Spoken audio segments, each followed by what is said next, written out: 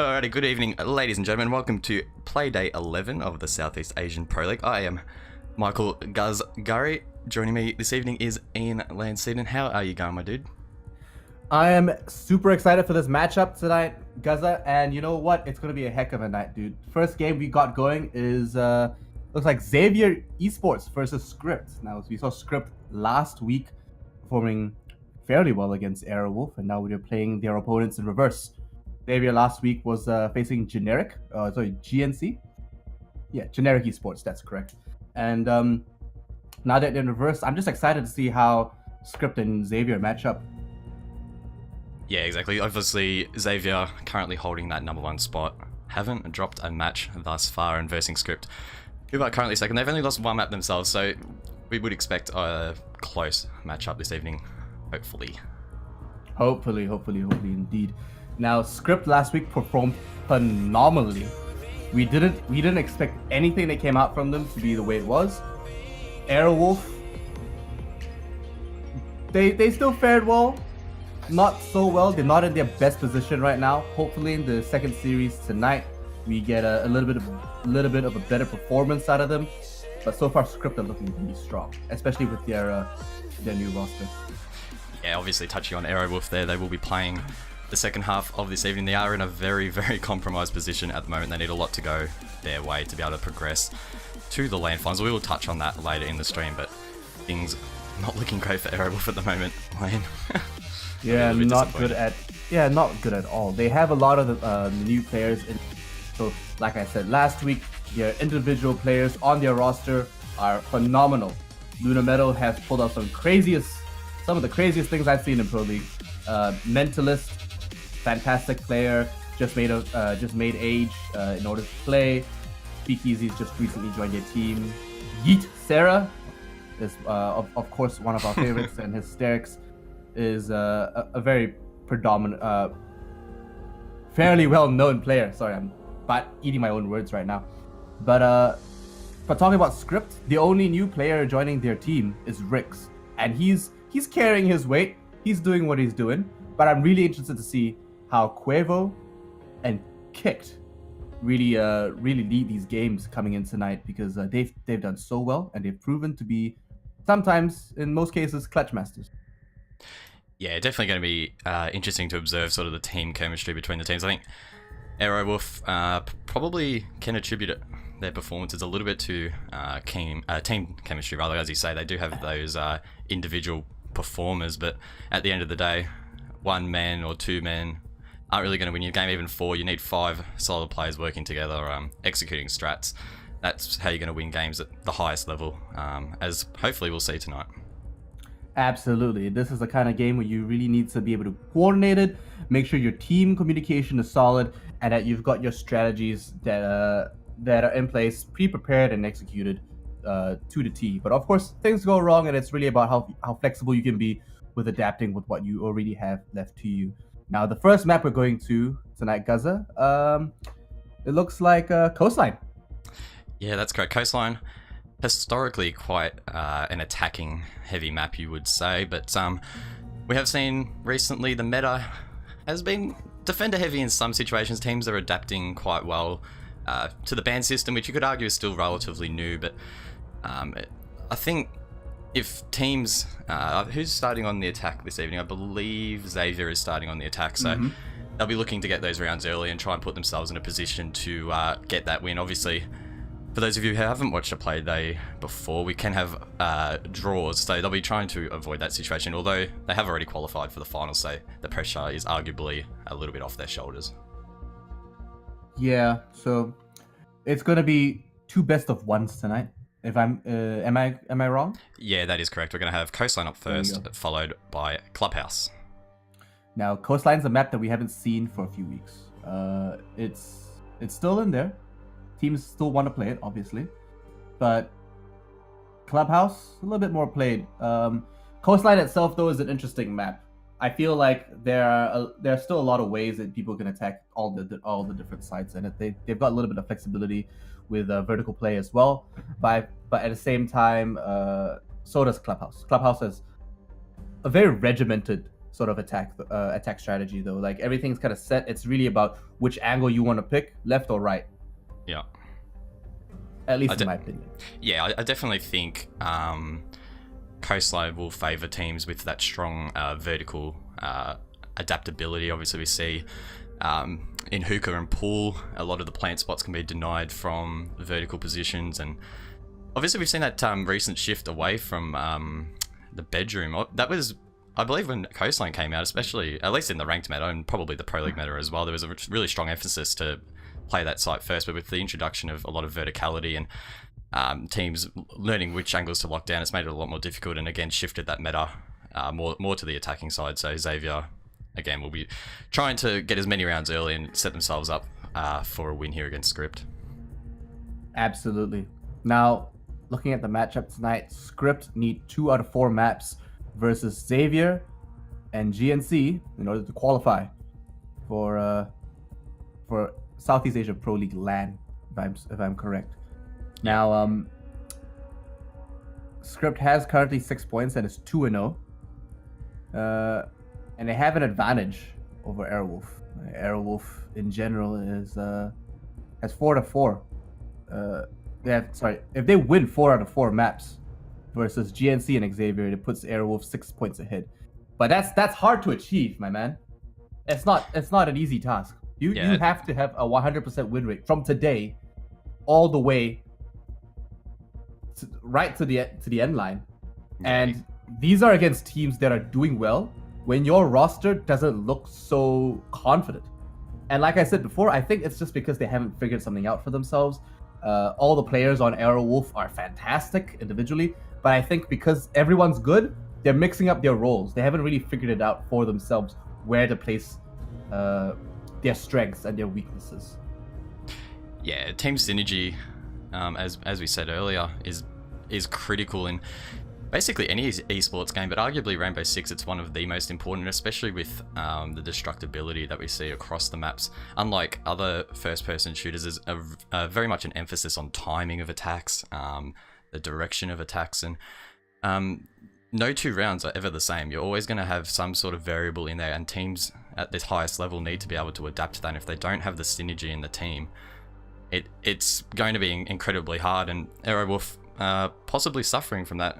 The only positive they can really take out of the table at the moment is they actually do have a positive 2 round difference. So that does show that they have their strong games, but they've only actually managed to win 3 games out of the 8. So with a positive round difference, that's really interesting. They must be winning some games by a lot, but also losing games by a lot. So it's interesting to see how that's been playing out.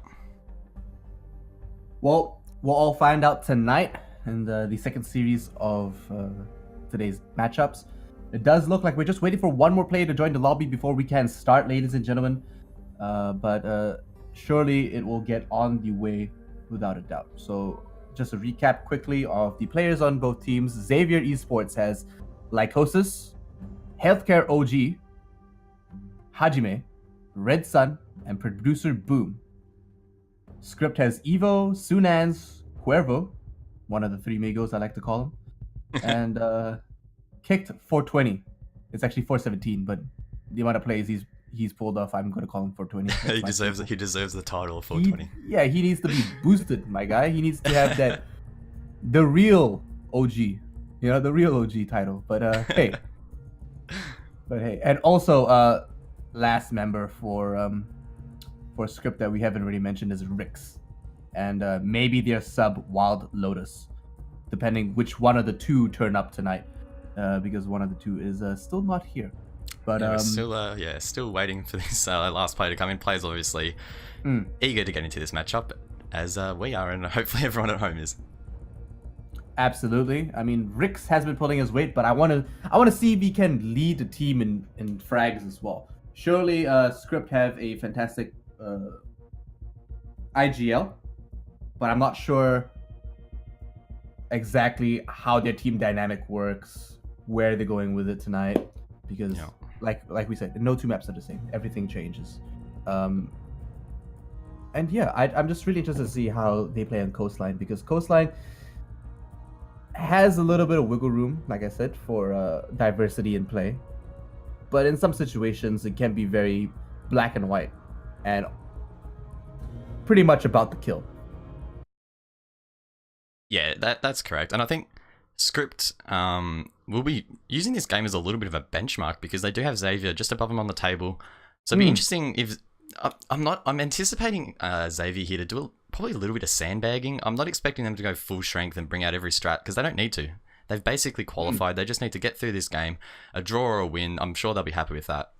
They're not going to reveal much, especially against one of their strongest opponents. So it's going to be interesting to watch that dynamic and see if Xavier actually try and pull out all stocks, because I don't think they're going to. I think they're just going to take it easy, just refine their strats probably, but I don't think they're going to bring out anything that we haven't seen before. They want to save those strats. They want to keep it in their bag. So when they do make it to LAN and they do have to play the big boys, then they whip out these new toys and all these surprises. No one's going to expect it. But tonight we're probably going to see something quite standard from Xavier.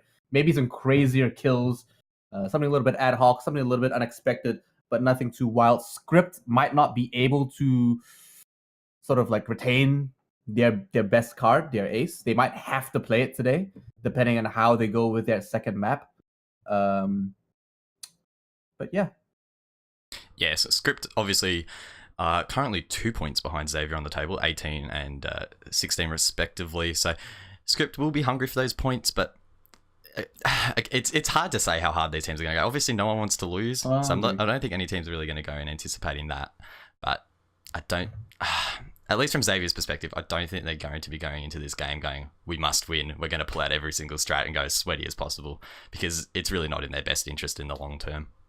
It's hard being at the top, man. I swear. You know? Yeah, being able to take it easy, kick it back. It's not easy, you know? It takes a lot of your time. Okay, I'm just joking around. It's super easy for Xavier tonight, but obviously they don't want to have to sandbag. You know, they're gonna try their best regardless. They have to put on a show, and they have to really get around this, make sure everything gets sussed. Scrypt, I'm expecting to go hard. They really can't afford to take chances at this point, especially when it's 2 out of 4. I mean, that's 50% chance of losing. Yeah, we have. Yeah, sorry to butt in there. We have just had word that we should be getting this game underway in a couple of minutes. Unfortunately, we have had some technical issues. So hopefully we can get into this game as quickly as possible and see if anything we're saying now is actually going to translate into the game and see how these teams actually come out. And now we cue the elevator music and sit tight and wait.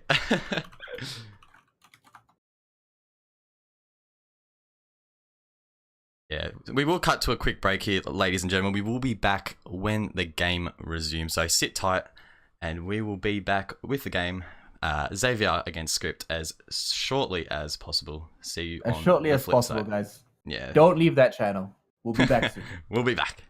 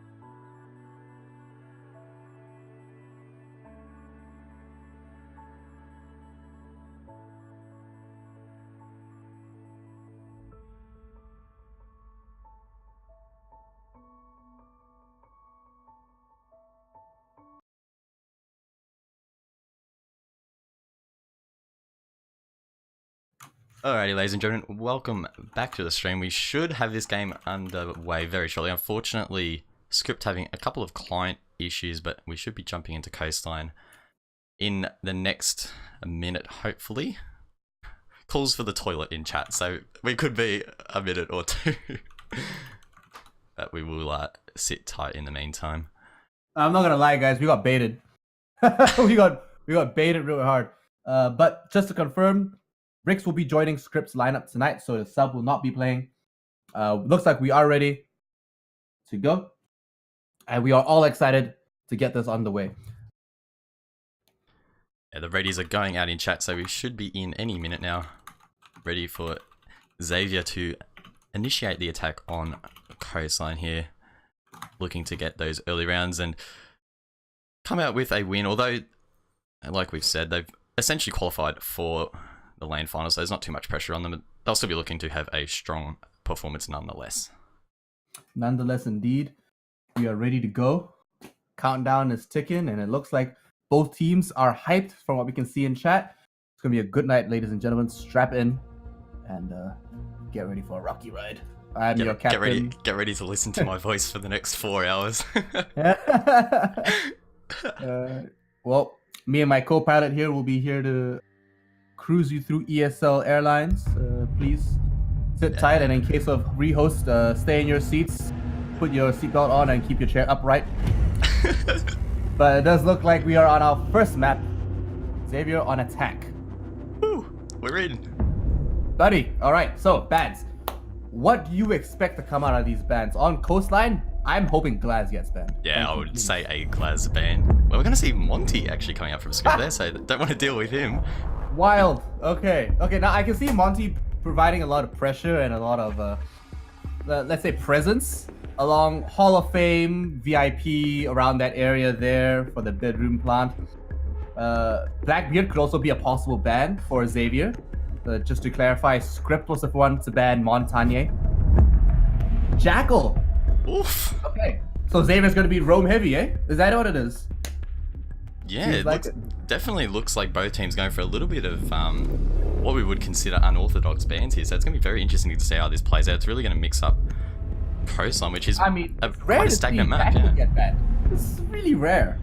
Yeah. Maestro getting banned out there. There we go. Defense losing up the Maestro. That I'm not surprised with.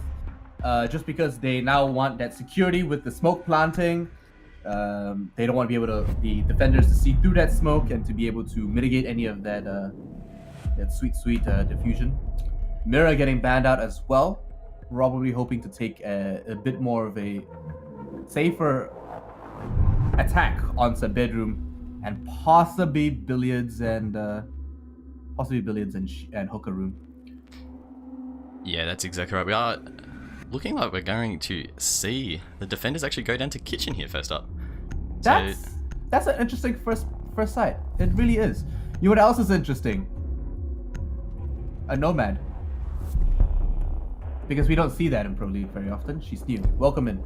Welcome to the gang. You are officially welcomed. Right, and does look like Bandit will be swapped out for the Valkyrie. With Sophia for IQ. Now that's something I didn't expect. You would have thought that the support operator would have been swapped off another support operator, but no. They've taken an entry frag around and put in the IQ instead. So definitely a mind game to be played indeed. And standard defense setup so far, from what we can tell. Yeah, so we are going to see that Echo in play. I think that's going to play a big role in that Plantanol later in the round, but obviously we're going to have to wait and see on that one. As Valkyrie reinforcing Hookah Lounge, so no mirror. We would typically see a mirror plate on this spot. Is this...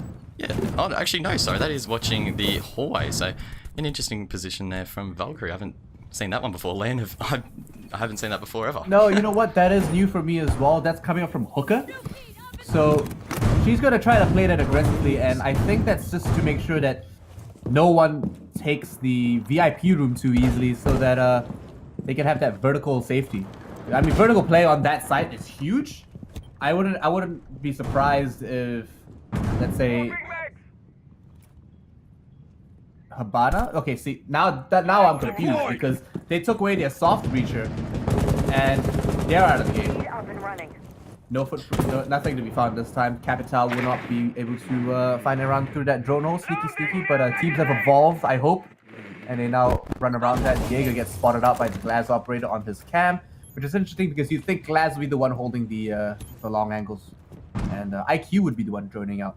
But it does look like IQ is taking on point around the kitchen doorway, along with Evo kind of just rotating in between sites. Yeah, Evo, they're getting quite aggressive on that pick, though. I would expect him to play probably a little bit more passive, considering he's on that Echo. You want his utility later in the round, but clearly looking for that early frag to try and throw Xavier off here. Yeah, no, Healthcare has information on Jaeger. He knows he's there, and he's kind of just waiting. Ooh, kind of peeked out for a little bit of a second, didn't get it. But, I mean, last week we saw Echo players and operators just get destroyed in the first few seconds in the match, and that's all your utility got. You still have some left because you're okay. Like Hostess picks up Sunans from the other side of the map. Producer Green now has to push up and be a little bit more aggressive.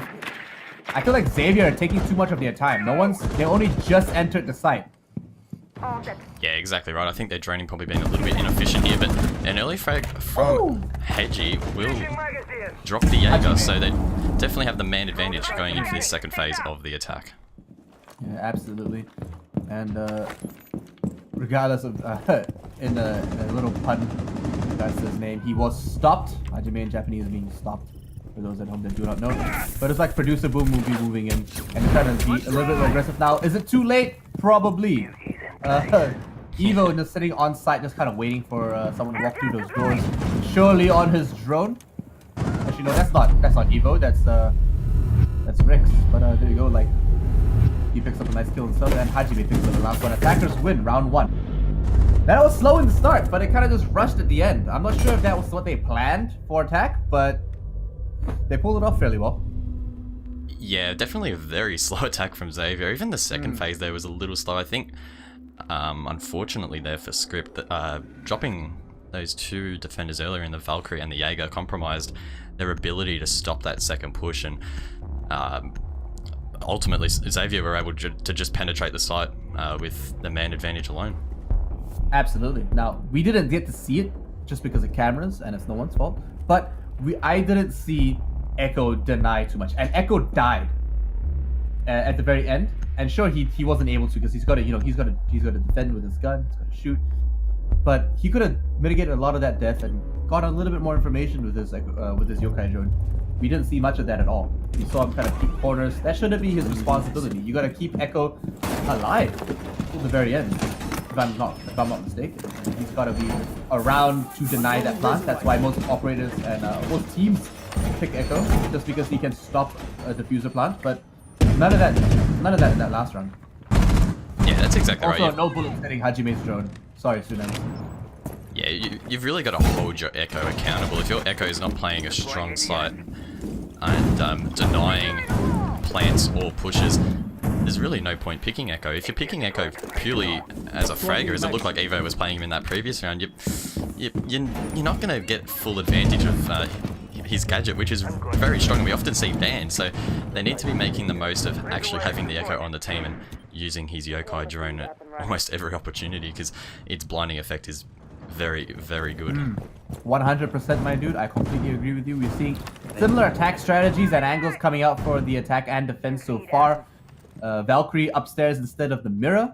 Oh no, sorry, mirror's bad. So Valkyrie upstairs again. And I just hope that they've learned from their mistakes. Evo does look like he's on his drone in that little corner, just making sure he's got a little bit more information. And like I said, they're trying to check for that vertical play, make sure that no one drops grenades on their heads. Doesn't look like anyone will though, other than maybe IQ, but without a really solid soft breacher, that's not going to happen anytime soon. Yeah, we did see an interesting Yoko drone position there from Evo in the bedroom, so he may be able to help deny this push coming out from Lycolis with Habana, but I'm not exactly sure if having that yokai upstairs is going to be the best play. I don't think that's really using its utility to the full advantage, but we're probably going to have to wait and see how I would have expected that yokai drone to be in the VIP room. Yeah, you know, that's where most of the site has a lot of the soft breaching happen, statistically. Also where most people walk through. Like Hostess has made it down the cool vibe stairwell, and you know what? Wow, he picks up an easy kill on the Quavo. Yeah, fantastic all that setup shot upstairs there. and they didn't use it, man. Yeah, exactly. Xavier pushing the areas of the map that they know are clear and not having to contest challenging shots. As we see, running out from kicked, will manage to drop Hajime though, so he manages to bring it back to a 4v4. And there we go, kick downstairs. He will be caught out soon enough. Producer Room making it right past him, unaware of his presence. Maybe he will if he drones through here. No, okay. Oh, looks like he died. No, he's alive. What am I talking about? What's happening? What's happening, fam? Like Hollis, meanwhile, looking to push that kitchen window, but going to be challenged by Rix here, holding that angle with smoke, throwing out a couple of his smoke grenades. I'm not exactly sure how many he has left, but we will see Glaz now with that flip side, taking full advantage as Producer drops Rix. So it's now at 4v3. Xavier again with the man advantage. Healthcare getting aggressive now, pushing in on the A door, knifing, trying to hit a knife. I'm not sure if someone was there or not, but I heard a knife. Red Sun onto kicked. We'll get another. There's Healthcare holding the angle through courtyard. Won't manage to hit that shot, but Producer and Red Sun with frags will give Xavier round number 2. Okay, now we're seeing something completely different from what we expected coming out from Xavier. I don't even think they're taking this too seriously, so that's still in line.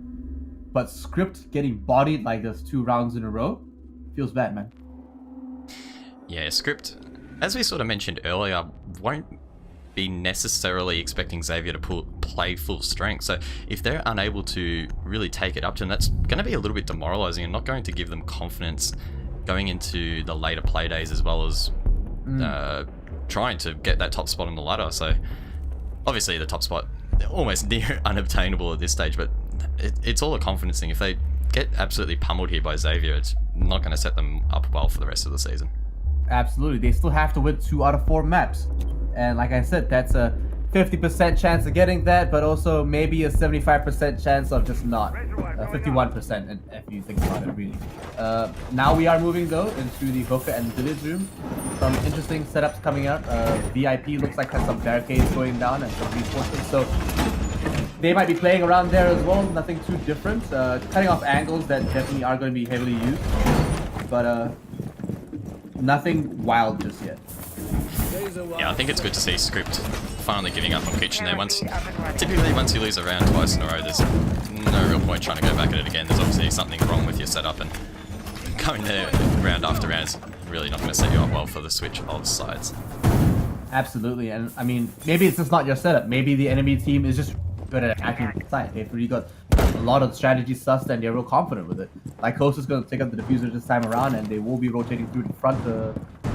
And ideally, so we see something fairly interesting. Hajime already over at the ruins, rotating over to the big window, doing his job as expected, eh? Yeah, he manages to find the default cam there, so some really good utility use coming out from the IQ, trying to get those cameras out. Game breaking. Yeah, didn't manage to catch any of those Valkyrie cameras, unfortunately. I think he saw one though, just on the patio outside the hookah room. But maybe he did. Not too sure if he's. Yeah, I think he did, but I'm not. Yeah, he just took it out there, and oh no, Quavo, they knock each other down. Red Sun picks him up though.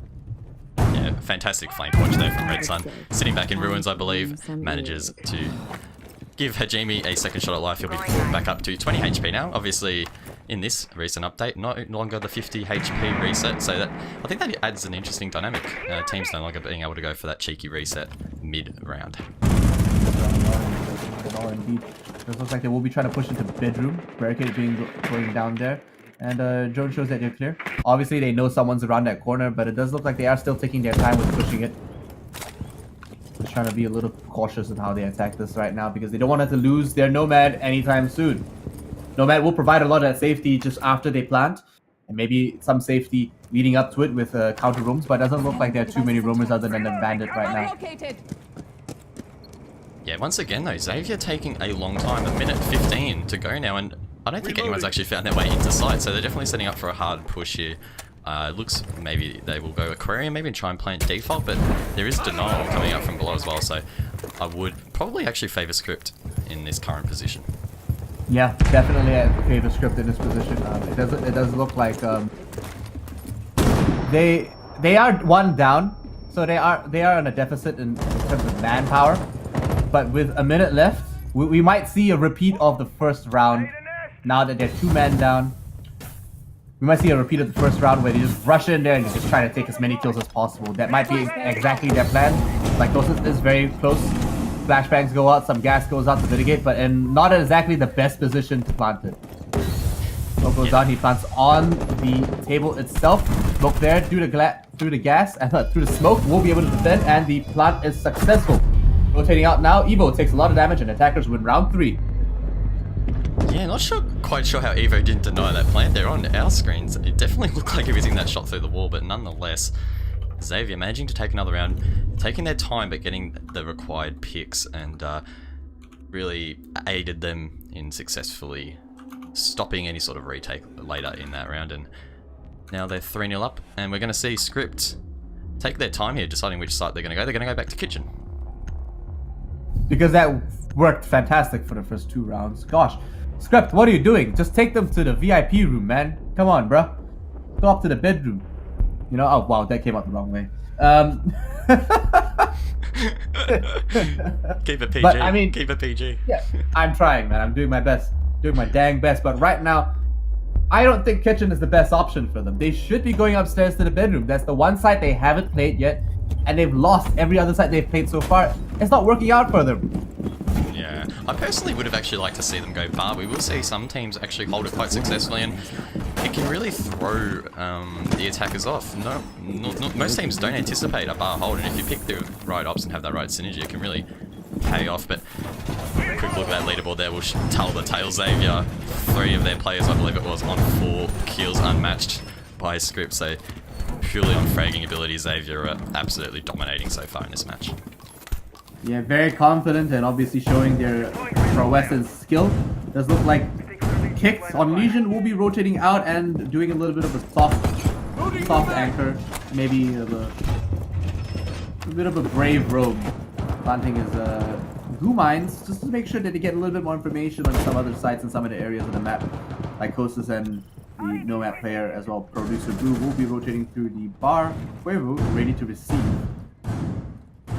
Yeah, Xavier looking a little bit more aggressive here. We've actually already got an operator inside like Hollis, appearing to be leading the charge. I think this is the earliest we've ever seen a Xavier player inside so far, so definitely some positive signs there. And with 2 minutes 30 to go, they've already got a good rotate. Held off, they manages to get almost a double frag there, dropping Ricks and also bringing health down very low. I believe that was Jaeger or the Bandit there.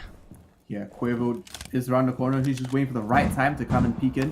Lycos is still fairly healthy, not in the best shape, but he will be able to be taken down. Oh my gosh, and hard pin shot is not in the right position. Healthcare gets a nice kill onto Quavo, and Hajime picks up Sunans on the other side of the map. Does look like Evo and Kick will be the only ones left on the attack. Oh, sorry, the defense. Now with Healthcare moving in, Evo's gonna get off his drone. I'm gonna see him and wait for him. Oh my gosh, picks up a fantastic kill to Vitsun, while Kick picks up one of his own as well. It's now a 2-3. And the ties are looking a little bit more even. Yeah, Evo now on that Yokai drone. Got the utility out, but gets off it to when the plant's coming down. He will try and rush the plant. Misses his shots. Oh no! Oh no! Oh my gosh. Okay, to be fair, planting on that bench is quite common because you know, it's not the most obvious place. It's a little bit elevated, and they don't get seen immediately, so they have that advantage. But at the same time, I feel like they kind of just like 10 IQ'd themselves by trying to go too high. They tried to 400 IQ that, being like, oh, he's definitely going to be in the hardest spot to plant. But no, he just went straight up to the floor, planted right in front of him. I think he held down the trigger for a little bit too long, so for me, I think he choked. Yeah, so Xavier now with that 4-0 lead, looking very, very promising. And we're going to see Scrypt go kitchen again. What are they doing? They need to mix it up. They need to go to bar or the bedroom. What are they doing? Okay, now, I feel like they're sticking to their script a little bit too tight. I mean, pun definitely intended there. I'm not going to deny it. I planned that. But they should be changing it up. They can't just keep doing the same thing over and over again. Oh, a different outcome. That is literally the definition of insane. Come on, guys, give me some variety to cast here. You know, like we're not seeing the same strategy, and not only to mention that these picks on the roster are almost the same. Now we're seeing Sunans on Vigil. That's about different. Nothing else so far for both attacker and defenders.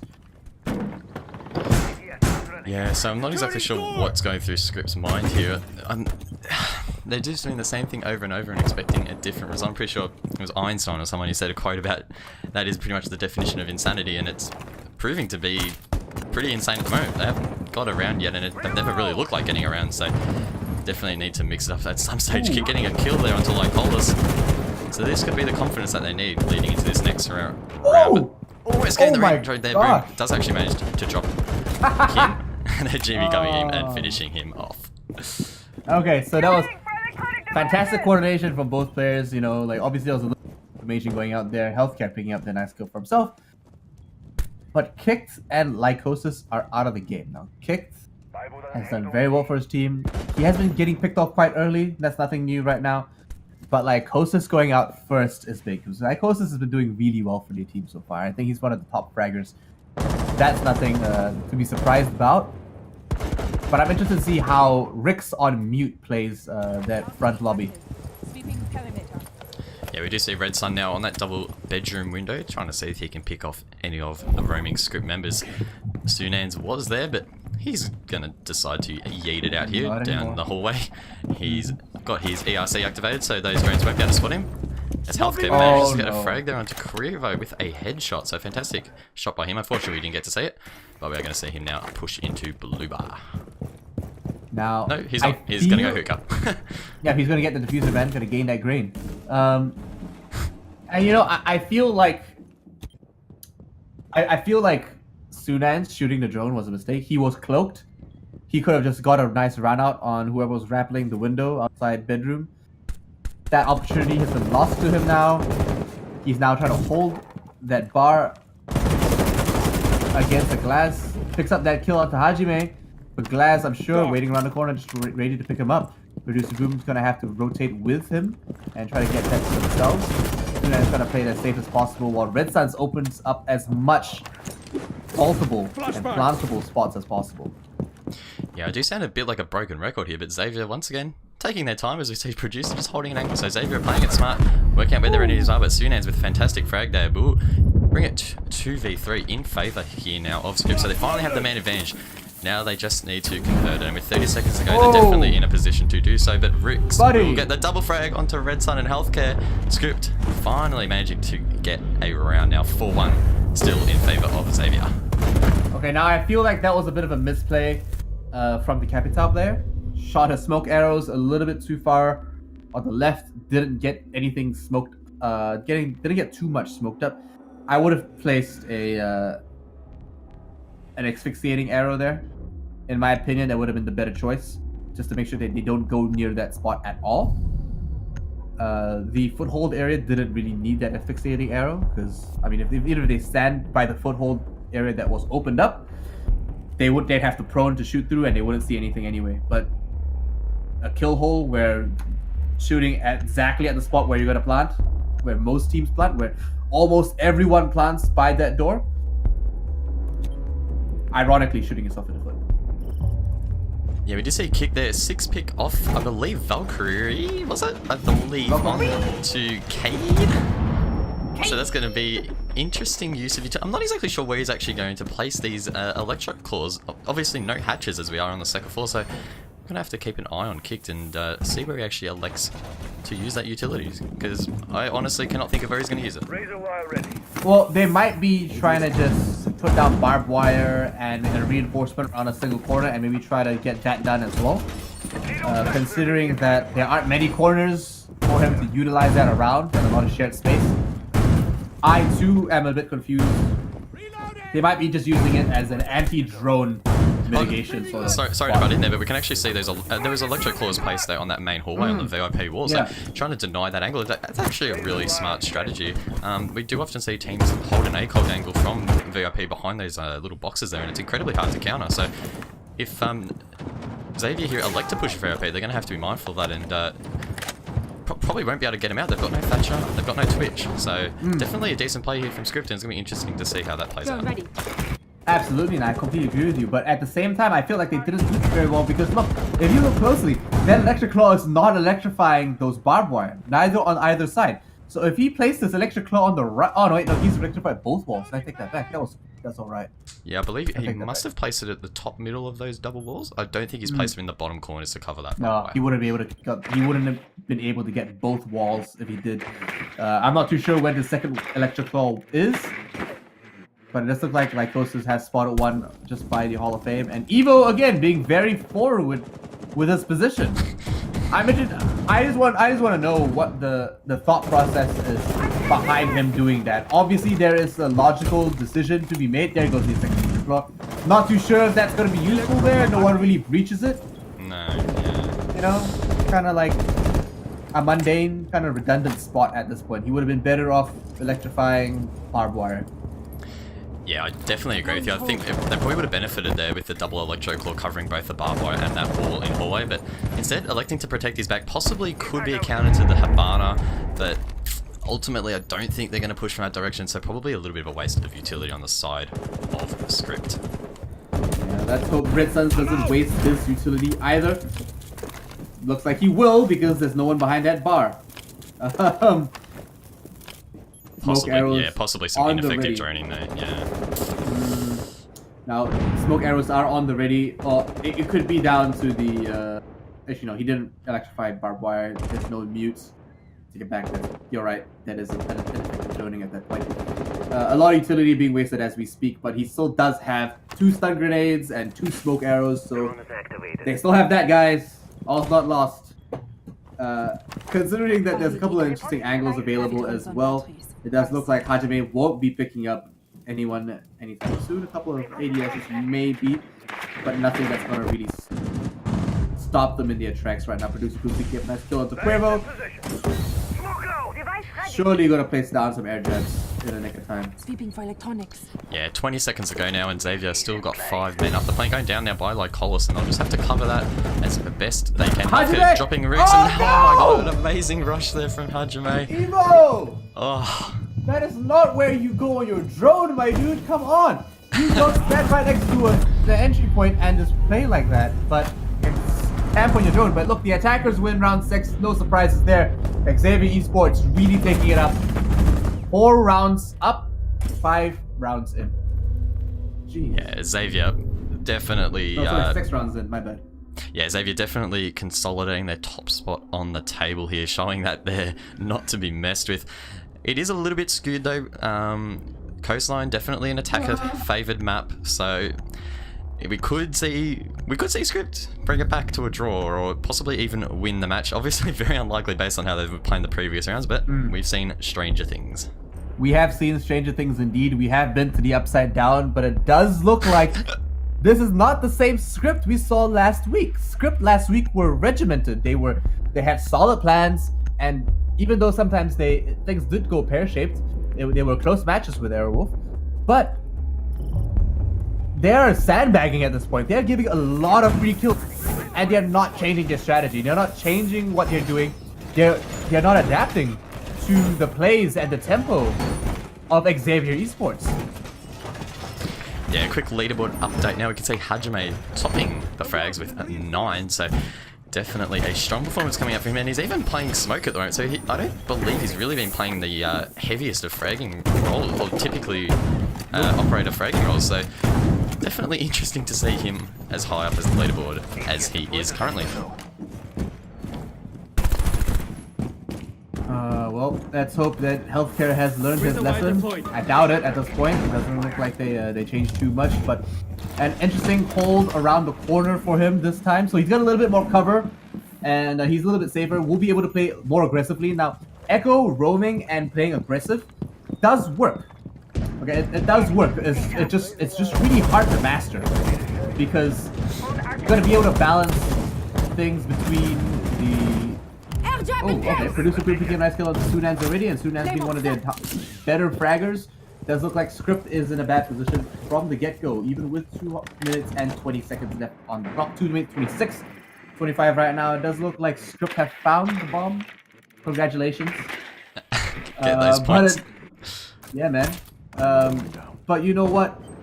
I'm not too sure why Quavo is trying to hold that angle right now. They did put the air jab down right in front.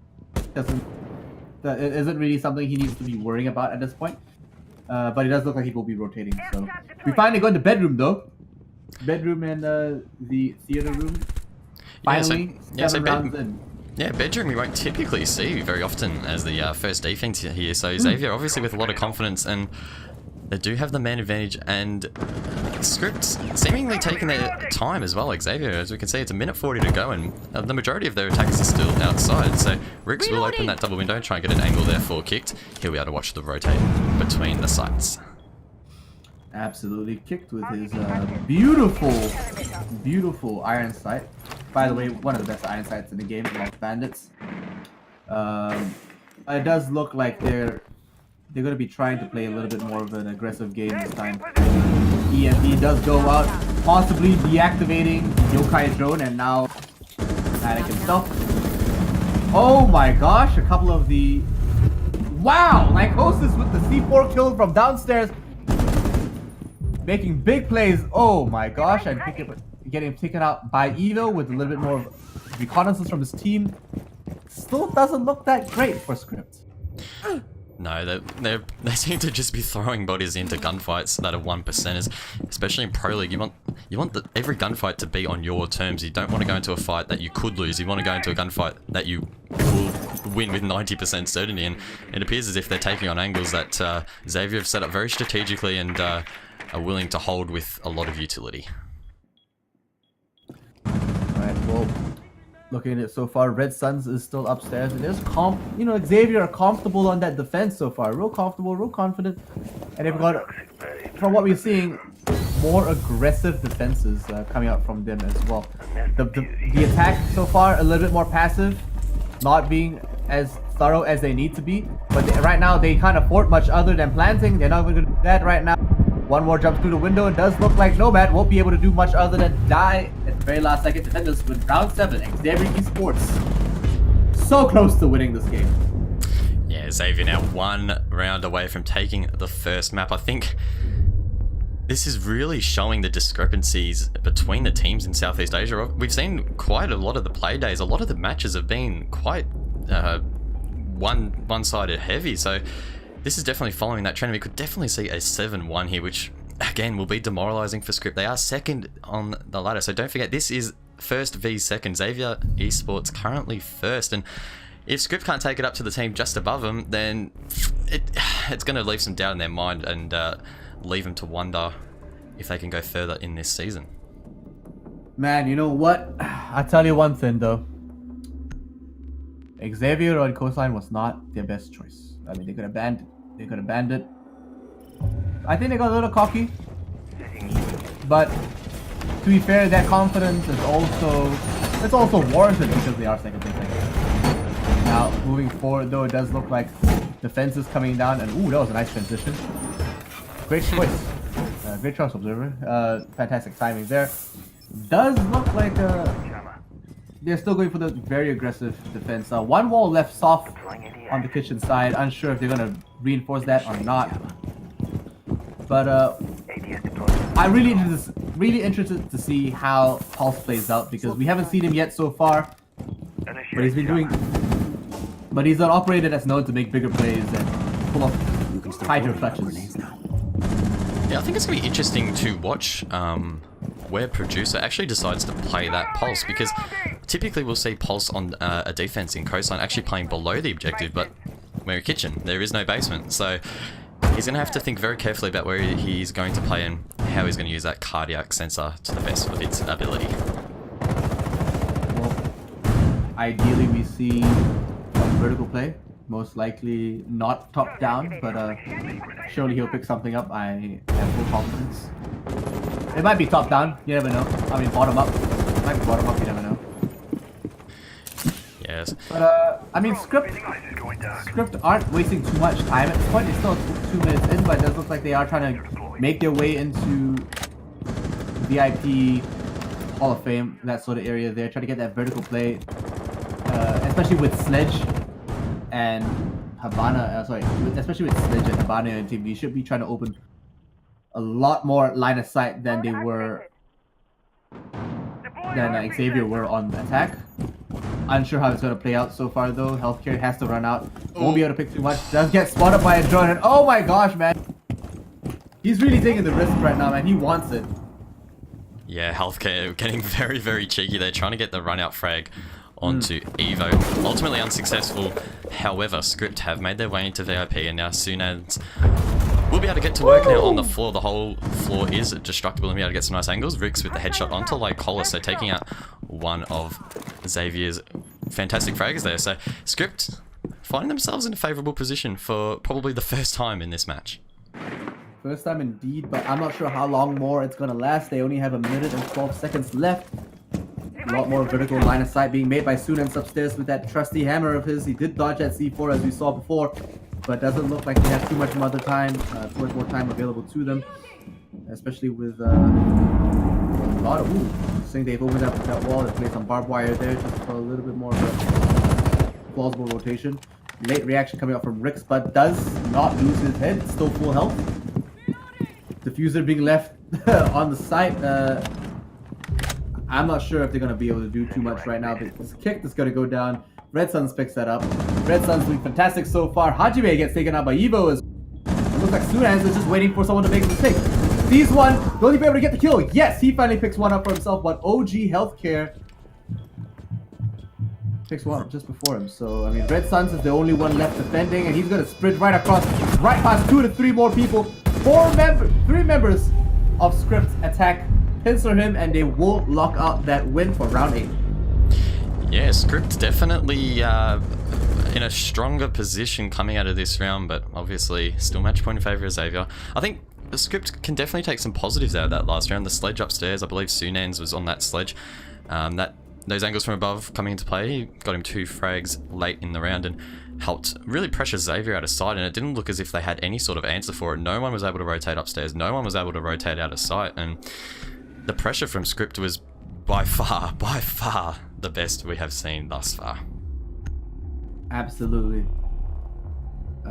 And if they keep this up, they will be able to take out this game.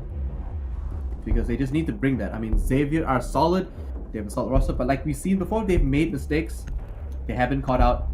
And I mean, Scrypt just have to...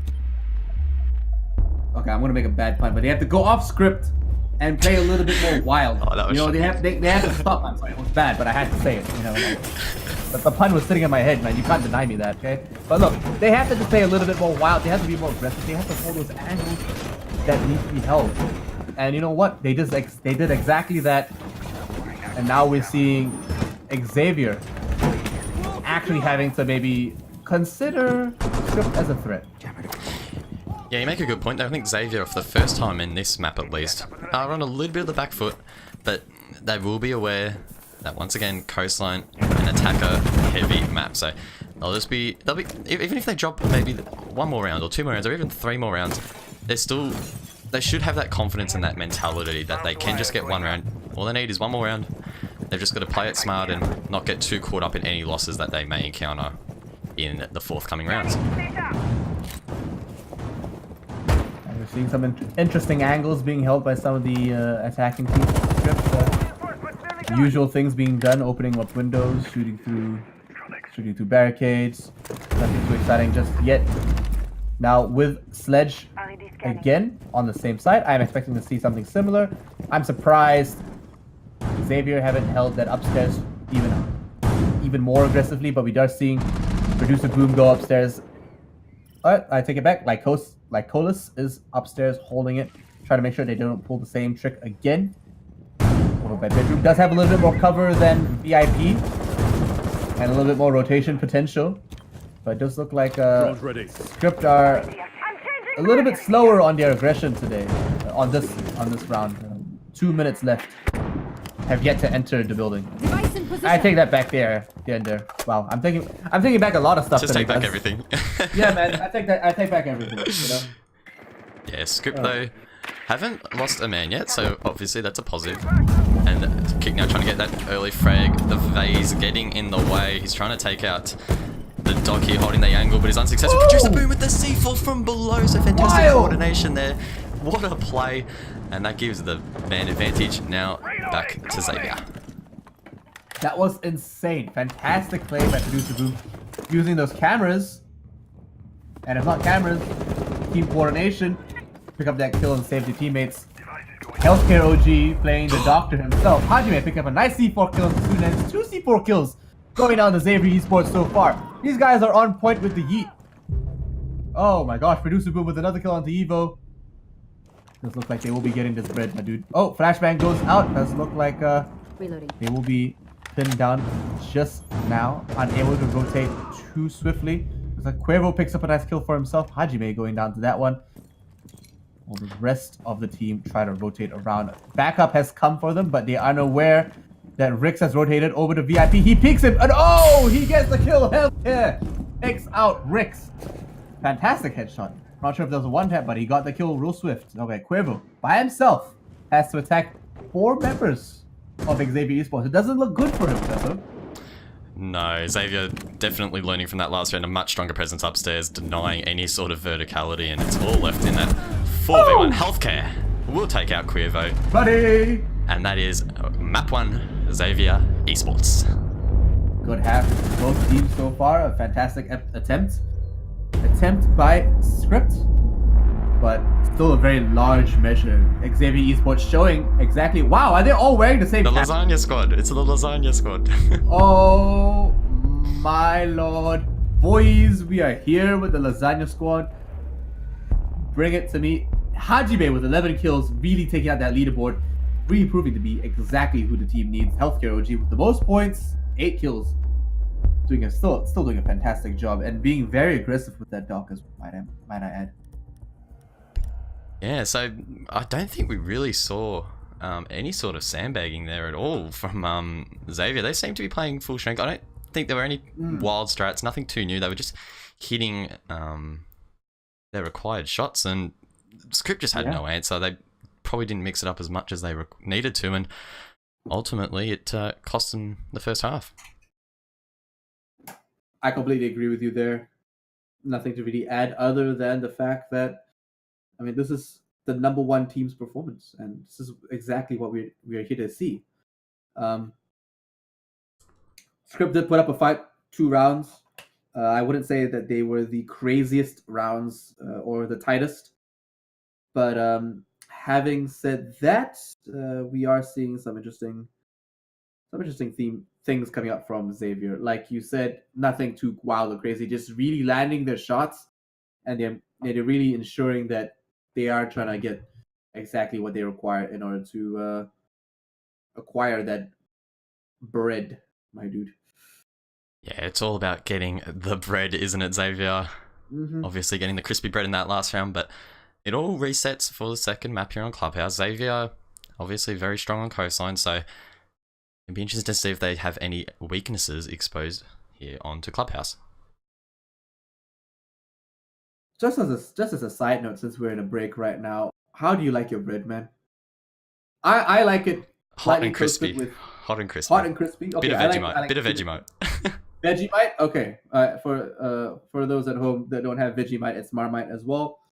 I mean, Marmite's fantastic, but I like my toast lightly toasted with some butter, some peanut butter, and none of that jelly.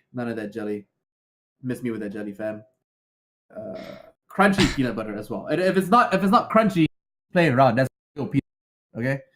I'll say it here, and I'll stand strong with that. You'll probably be very disappointed in me, Lan. Unfortunately, I have a peanut allergy, so if I want to have a wild ride, no, that's fantastic. Because if we ever go have breakfast together, I will have all the peanut butter to myself. So I'll just take your serving. You're free to eat with me any day, my dude. I'm just being generous.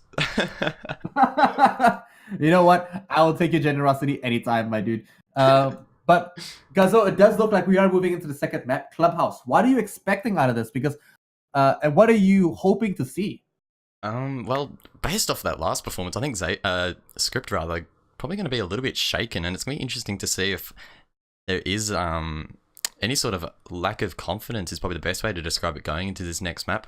I think during this break now, they'll have their heads down a little bit, but they'll be looking to come together as a group, probably discuss what went wrong, and make sure that they improve on those parts of their game for the next map here. I think Scrypt just probably can't pin down their performance to one single aspect, but I just think overall I think their team synergy, which is something you can't really manufacture, was just not quite at the level of Xavier on Coastline. Not at all. Obviously, a fair margin there, as we saw, but it does look like we are moving into the second matchup soon for the next best of one. And for those at home, could you maybe explain the format for those at home and how best of ones, two best of ones and best of two work?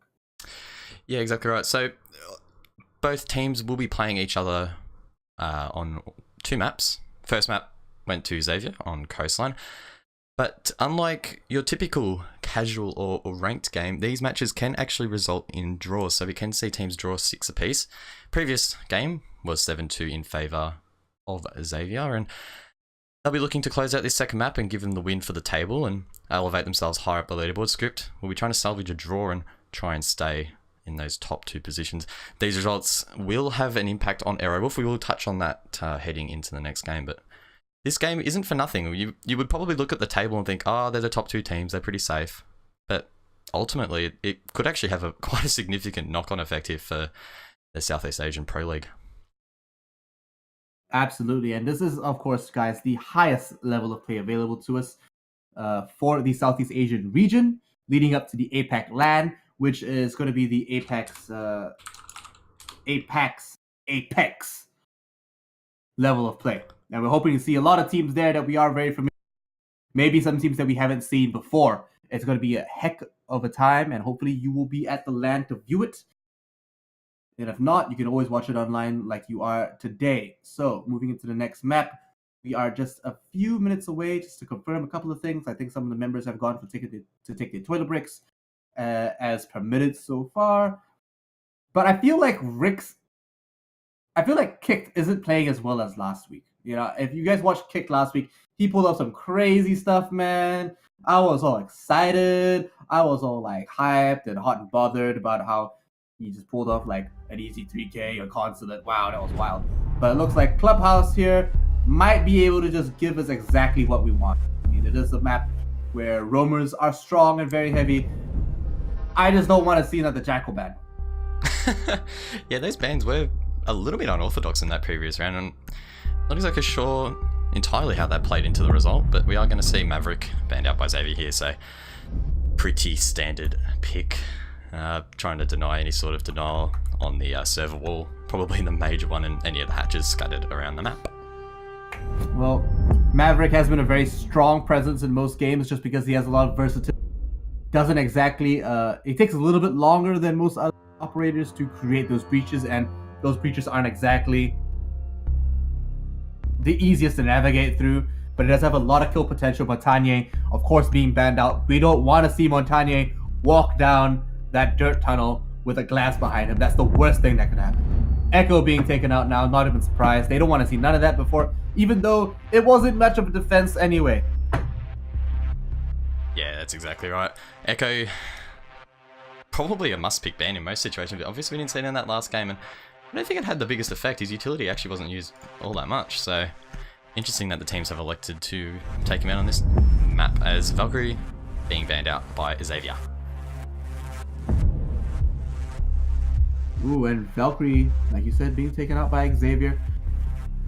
A lot of information that could be denied. A lot of security around the hatches, and a lot of information that can be taken out for the roamers. So we could be seeing a roam-heavy game as opposed to something that wasn't before. And Jackal being picked out here, probably a mind game in itself. Yeah, we are going to see... Yeah, Xavier now going to head upstairs with an interesting setup. No Maestro. We are going to see a 6-pick off Captain, maybe? For a second. Maybe to Maestro. Please go Maestro. There we go. Red Sun. There we go. You called it, buddy. You called it. Woo! Right into the future. Alright, and no 6 picks so far for Scrypt. But hey, things can change. I mean, what I'm really interested to see is a Capcan player. He's going to have a lot of information being provided for him. Denial traps giving a lot of information when they go off, but not a lot when they get taken out. Producer Bloom on Ella. Now, Ella in these days we see get played a lot as a how do I say, a soft anchor. So it's just sort of around corners, not too far from sight. So it does look like he will be setting up just around the corner and around the staircase to provide a lot of information, a lot of security for aggressive play as well, and he will be able to cover a lot of ground. That is an intersection with a high amount of traffic, and if he's able to gather a lot of information there, it's going to be beneficial for the team. But at the same time, he's got a lot to deal with. They could be trying to breach the open wall just on the west side, or they could be attacking the window by the staircase, or even just dropping in globe room. We're unsure at this point. We have yet to see what what Scrypt are planning to do. But surely something a bit more aggressive than the last round. Surely.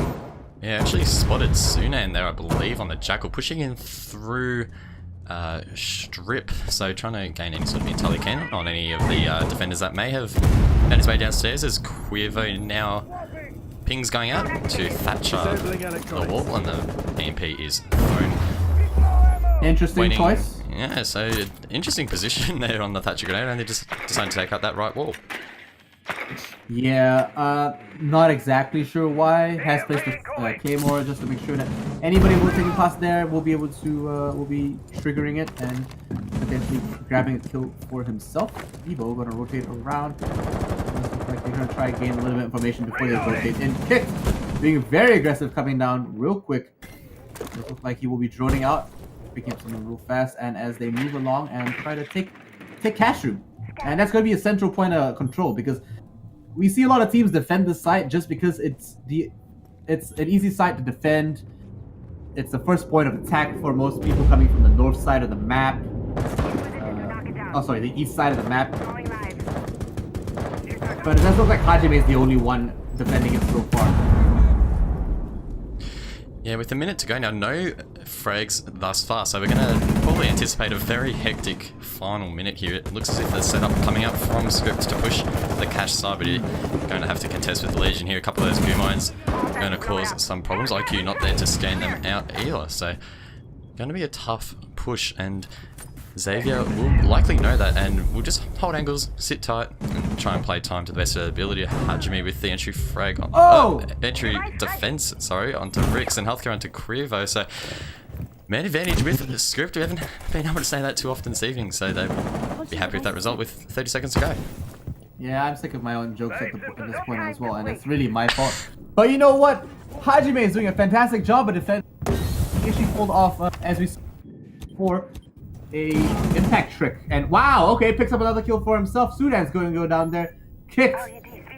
One of two left on his team, and oh my gosh, we'll be able to refrag for him, pick up that kill onto the Legion operator. A couple more shots go out there, smoke being deployed to deny him. Another 45 seconds. Oh my gosh, one trap over the other. He rotates right around, throws out a couple of shots, picks up a nice kill on the healthcare. Oh, a second kill, but it's not enough. Defenders win round one. They didn't get the flag. Yikes, my dude. Yeah.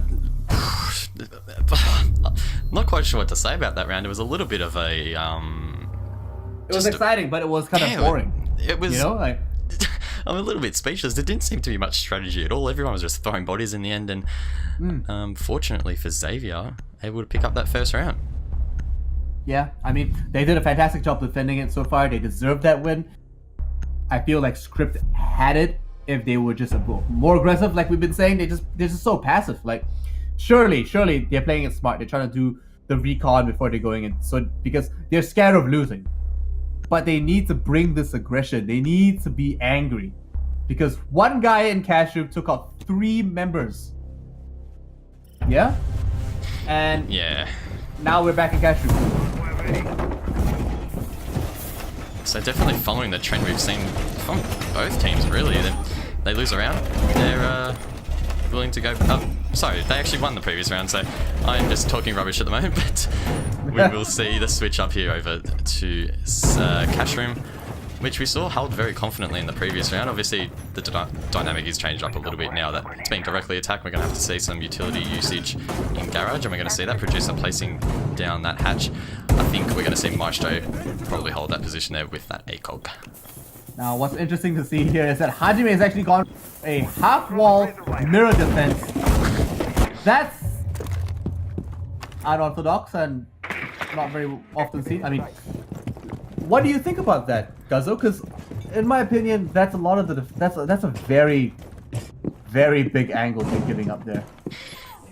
Yeah, I can't say I've actually ever seen that before. So, element of surprise could come into it. I don't think the attackers will be expecting that, and it'll open up a really good path for plant denial later in the round if required. But took a lot of time and opened up a massive angle. So yeah, I'm not sure about that trade-off. Okay, we are seeing some more aggression. 2 minutes 23. They already are in the building. Mr. Boom is onto them. He's hot on the trail. Has to rotate around though, and it does look like they will be trying to mitigate a lot of that's happening right now. A couple of shots coming out there, denying more entry, sorry, not more entry, but denying more gadget use. IQ doing her job as best as possible. Kicked. Trying to find exactly what's going wrong. Thatcher should be able to take care of that. No sweat, my dude, but it does look like Sunans is doing his best to find those pesky roamers before they become a real problem.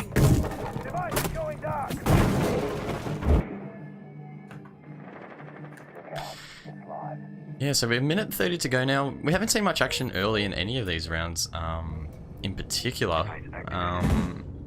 So definitely both teams taking their time, making sure they get the intel required, and then going for those late pushes.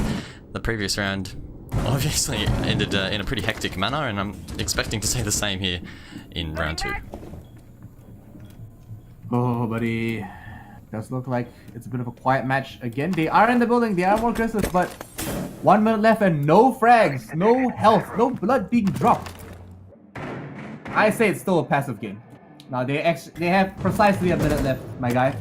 It does look like they are going to be trying to do whatever they can. IQ going around, actually doing a lot of work with that electronic protector so far. Shots getting shot out there. Does look like Sunans picks up a kill onto healthcare. How that happened, I don't know, but he's almost dead himself. Rotate into garage. No one's defending it very aggressively. Maestro's kind of sitting there. He's got a lot of information though. There we go. Picking up one. Oh, he just needs to let one bullet. Come on, buddy. Yikes. Okay, he drops down the oil pit. He picks up. Oh my gosh, no! Oh, the disrespect. He gets taken out as well. But wow, that was... I haven't seen that in Pro League. Not very often, at least. No, it's definitely turning into just an absolute fray out here as Rick's now pushing it through garage. Gonna have to take out 2 defenders holding sneaky angles, and he's running out of time. Both on Pixel Peaks, and Rick's taken out by Jamie. Around to going to Xavier. You know what? This is 2 rounds back to back where they wasted too much time. Scrypt, unfortunately, not learning from your mistakes fast enough. It does look like round 3 is around now. Well, that doesn't look like it is around. And with 10 seconds left for the fix, I hope Scrypt have evolved and are gonna finally adapt something to really bring the thunder. Yeah, we've seen that as a bit of a common theme throughout this match. Both teams, even Xavier to an extent, just unwilling to change what they're doing, and ultimately costing them quite dearly. On all the rounds that have been lost, I think almost all of them really can be attributed to just teams being a little bit stagnant and not having that willingness to change anything up, and it's ultimately looking a little bit scrappy. A little bit scrappy indeed. It does look like a little bit more defense now on the Jerk channel. Nothing too wild so far. It does look like they have a Thermite on attack though. Lycosis on that Kaid. Putting on some aggressive plays there. Probably to create an opportunity for impact nading. Red Sun putting out a little bit more defense, and his jam is just around the corners around Church. Now, what's interesting to see so far is this is Hajime over here. Rotating all the way. Okay, no, he went back to oil. So I take it back. It was interesting for like a good second, but it's not anymore. He's placed the barricade on that oil pit, so they are going to try to defend blue as well as possible. Not sure if they're going to put one on the dirt tunnel here. Does look like healthcare is going to try to take that. Very sneaky. Very aggressively.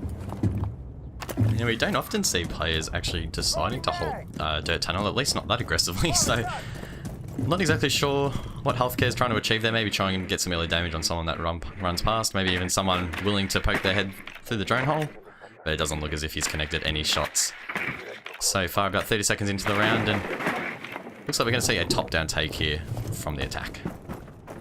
As I would hope to see, to be honest, they do have to clear out that top floor, make sure they drone properly, because roamers on this map are not something you want to play around with. Sudan's picking up Red Suns real quick, but it's just before he gets refragged by Locosis with that shotgun. That's something you don't see very often. You don't see that shotgun go roaming, man. Yeah, well, for one, you don't often see roamers on this site, never mind a roaming Cade, and never mind Cade running the shotgun, so three things there that we don't often see, but it's managed to pay dividends there with the retrade. Oh no, Evo has the wrong angle being held. Right angle. Healthcare knows someone's around the corner. He's waiting for a couple of footsteps before he starts getting aggressive. Two members by kitchen, one rotating out. He's checked. He's missed his opportunity. He will put a mine just for a little bit of information. Yeah, healthcare now still holding that angle and hasn't managed to find anyone. Evo trying to find the frag, but what is happening? I don't know. Both teams not looking at the right time. I don't know what's going on. It's funny for us to look at from this angle, but obviously the players don't have the intel we do with the outlines. Oh, what the hell? What? Evo! What is going on? Are you asleep? Are you not woke? What was that? Nani? Oh, there we go. Evo picking up a kill for himself finally. Maybe a second kill as well. Like Holus picking up another kill on Tricks on the other side of the map. While one comes down the stairs and takes him out. Evo looking at the wrong time that round. Kick, trying to get a refrag. Unsuccessful. Will be rotating. Maybe rotating through the stairs. Oh, he drops in the trap. He's stuck there by himself. We'll be able to find him. He's got to punch the barricades. He's got to punch the barricades. Everyone on their team knows where he is. He can't get out of there, boys and girls. He's by himself. There are no members. Someone can rotate hatch. Left on his team. There's no members left on his team. Oh my gosh, he gets a kill for himself. The wall goes down. Does look like he will be able to fight. And both sides lose. I mean, both barricades get taken down just before he gets taken out himself. It does look like an unfortunate round for Scrypt. Wow. These late rounds of this match so far, this map in particular, absolutely leaving me speechless. Does look like we're going to be hitting a rehost. Unfortunately, we will have a little bit of a break here, but definitely a lot to discuss.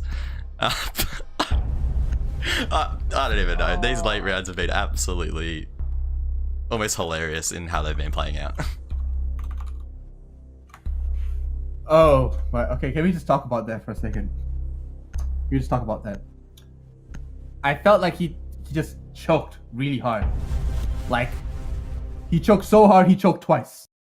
Because he saw the head, he saw the gun of the Legion operator, fired way too late, instead fired at the goo mine. And then when he went to look at the hatch, when he went to look at the hatch, he looked at one door and he didn't look at the other.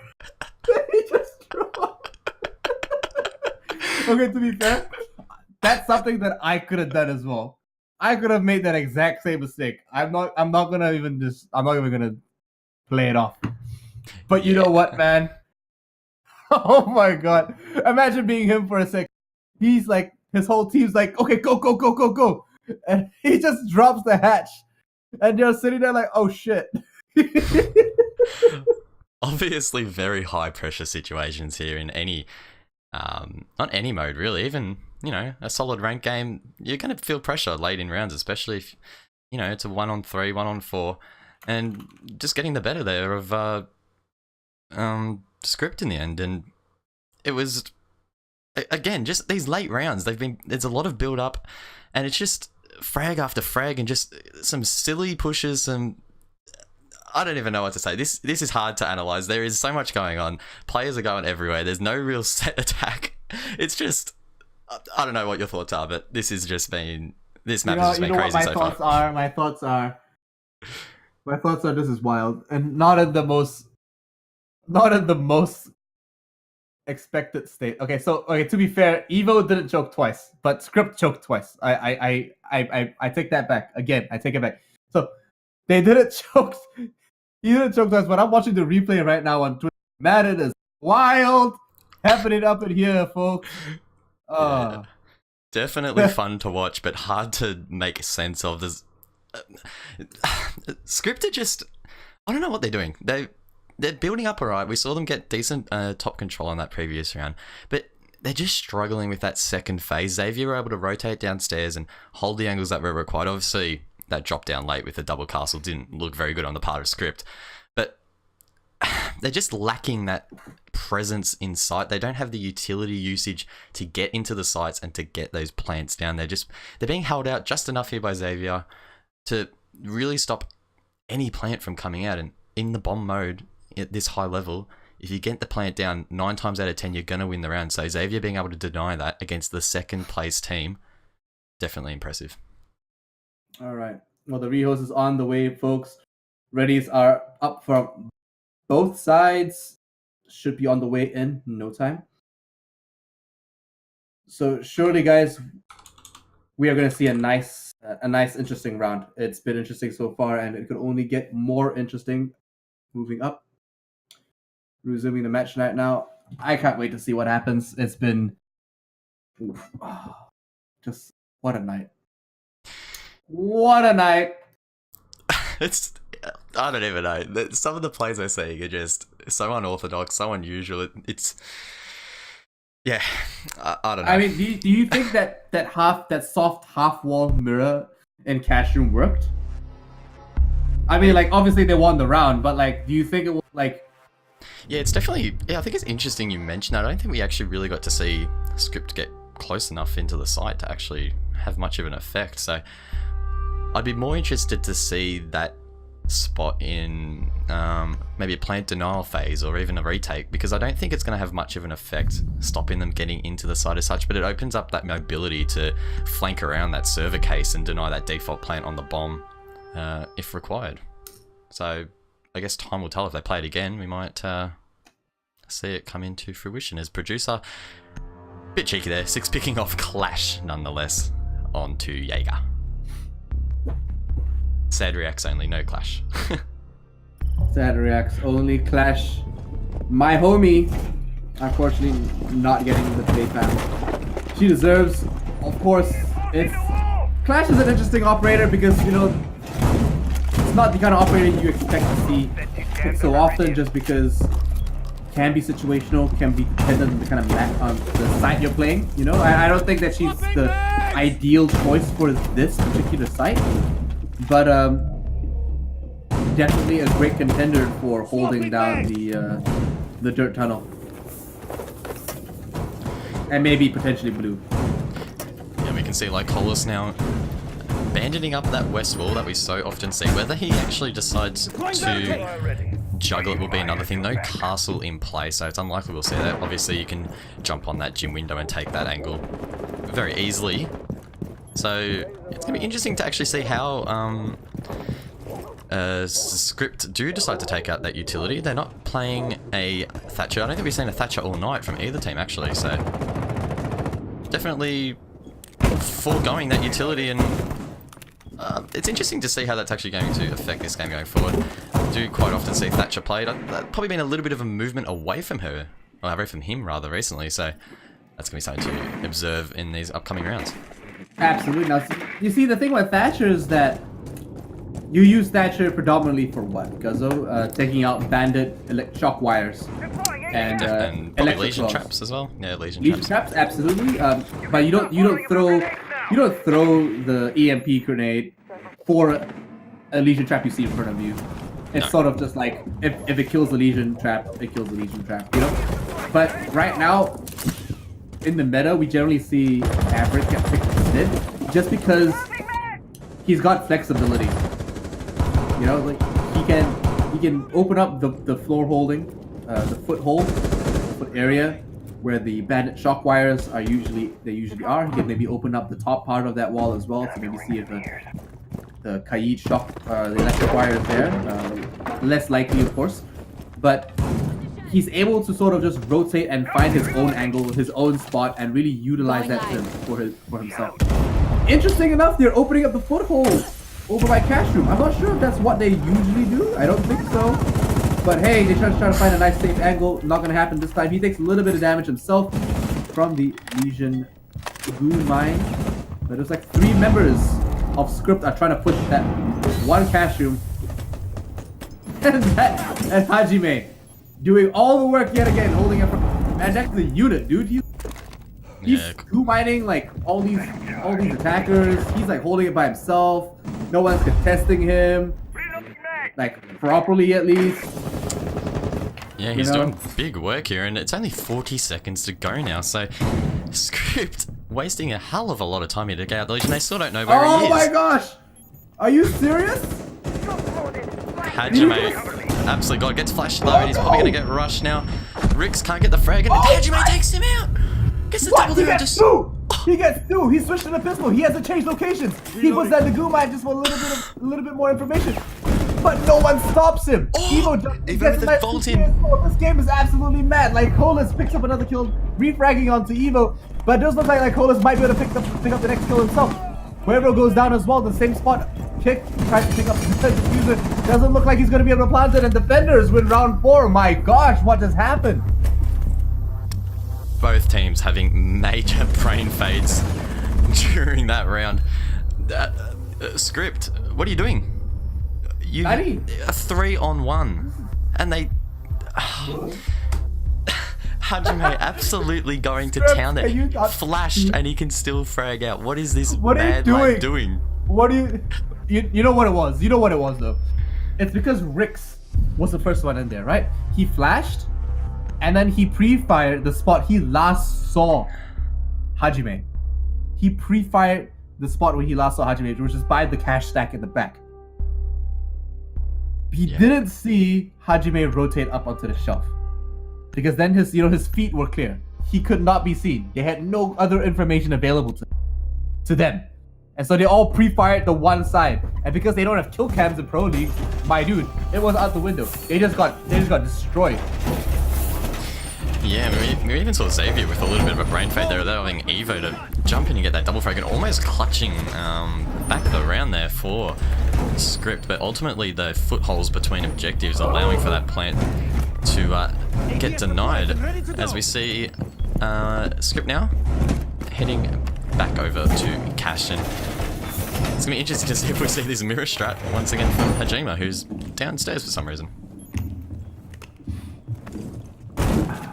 I just need to drink some water right now, man, before the crazy starts happening again. Starting to lose your voice. Too much going on. Hajime will shotgun out that wall, likely place a mirror on that wall as well, possibly. But I don't think we've actually seen that same setup. No, we haven't seen that same setup between the sides, so they've elected to forego that strategy for now. I'm thirsty for a balanced game tempo, because right now we're just seeing back-to-back, round after round, we're seeing nothing. And then there's someone just rolls their face in the keyboard and it's like everyone. Yeah. I'm not sleeping well tonight, man. It's been an absolute just the end rounds have just been incredibly crazy. I don't think even the players are being able to comprehend exactly what's going on. YGLs from both teams definitely earning their worth tonight. Going to be a lot of calls going out, and probably comms, I think, probably something we haven't talked about much so far, but definitely going to play a critical role in getting out these important callouts, especially in those high pressure situations. If you can't get those calls out late round, you're likely going to miss easy shots like we saw in that previous round. Either just able to just jump in and get a double kill. Xavier having no answer to it, so both teams need to be aware of that and need to try their best to keep their cool. As we see, Cuervo getting construction wall open. Impact. Okay. Take a breath. Anytime, Take a breath, Lan. Yeah, Take a breath. now is the time to get a breather, kind of, because wow, he's gonna get caught out. Oh my gosh, like Colas getting taken out there. I take that back. Wow, it's a night of me taking back everything I say. I'm not having a good time. And oh my gosh, he finds another. Free Fire comes out. Not too sure if Kick finds a kill, but Sunans does. Buddy, this is the aggression I want to see. Activating drone.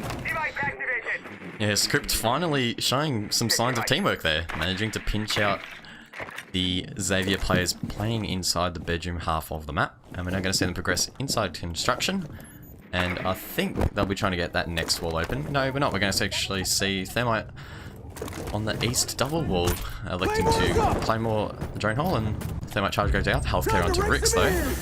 Now a 4v3. Still in favour of Scrypt though, as we see Evu now pushing up the stairs with 40 seconds to go. Uses a scanner there to find a Legion trap, which will probably help him late round, able to push up here against Pro. Thunder's next. Flash is going out now. Producer still holding the stairs nice and steady. If he foregoes the stairs control, it's going to make things very hard for his teammates. So he's going to have to hold that position, but he's getting pressured from behind.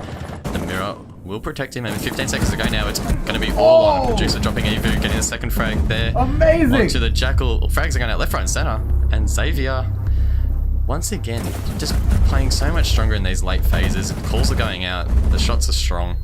And the scoreboard's showing just how strong they're playing at the moment. I just feel like Scripters aren't landing the shots. You know, they have these opportunities. They see the enemy. At the same time, the enemy sees them. They're just not pulling the trigger fast enough. Really? Yeah, exactly. So Xavier, with the man disadvantage, still looking strong position-wise. Scrypt having to push angles that you don't really want to be pushing late round, and without that drone intel, they basically going in blindfolded. If you close your eyes and ran in, you probably still would have had the same chance. As we see Producer 6 picking off Bandit, onto Bandit rather. So Mirror getting ditched for Church. You know what? Mirror isn't exactly the biggest operator to be playing for Church. Kaid is one of the bigger players.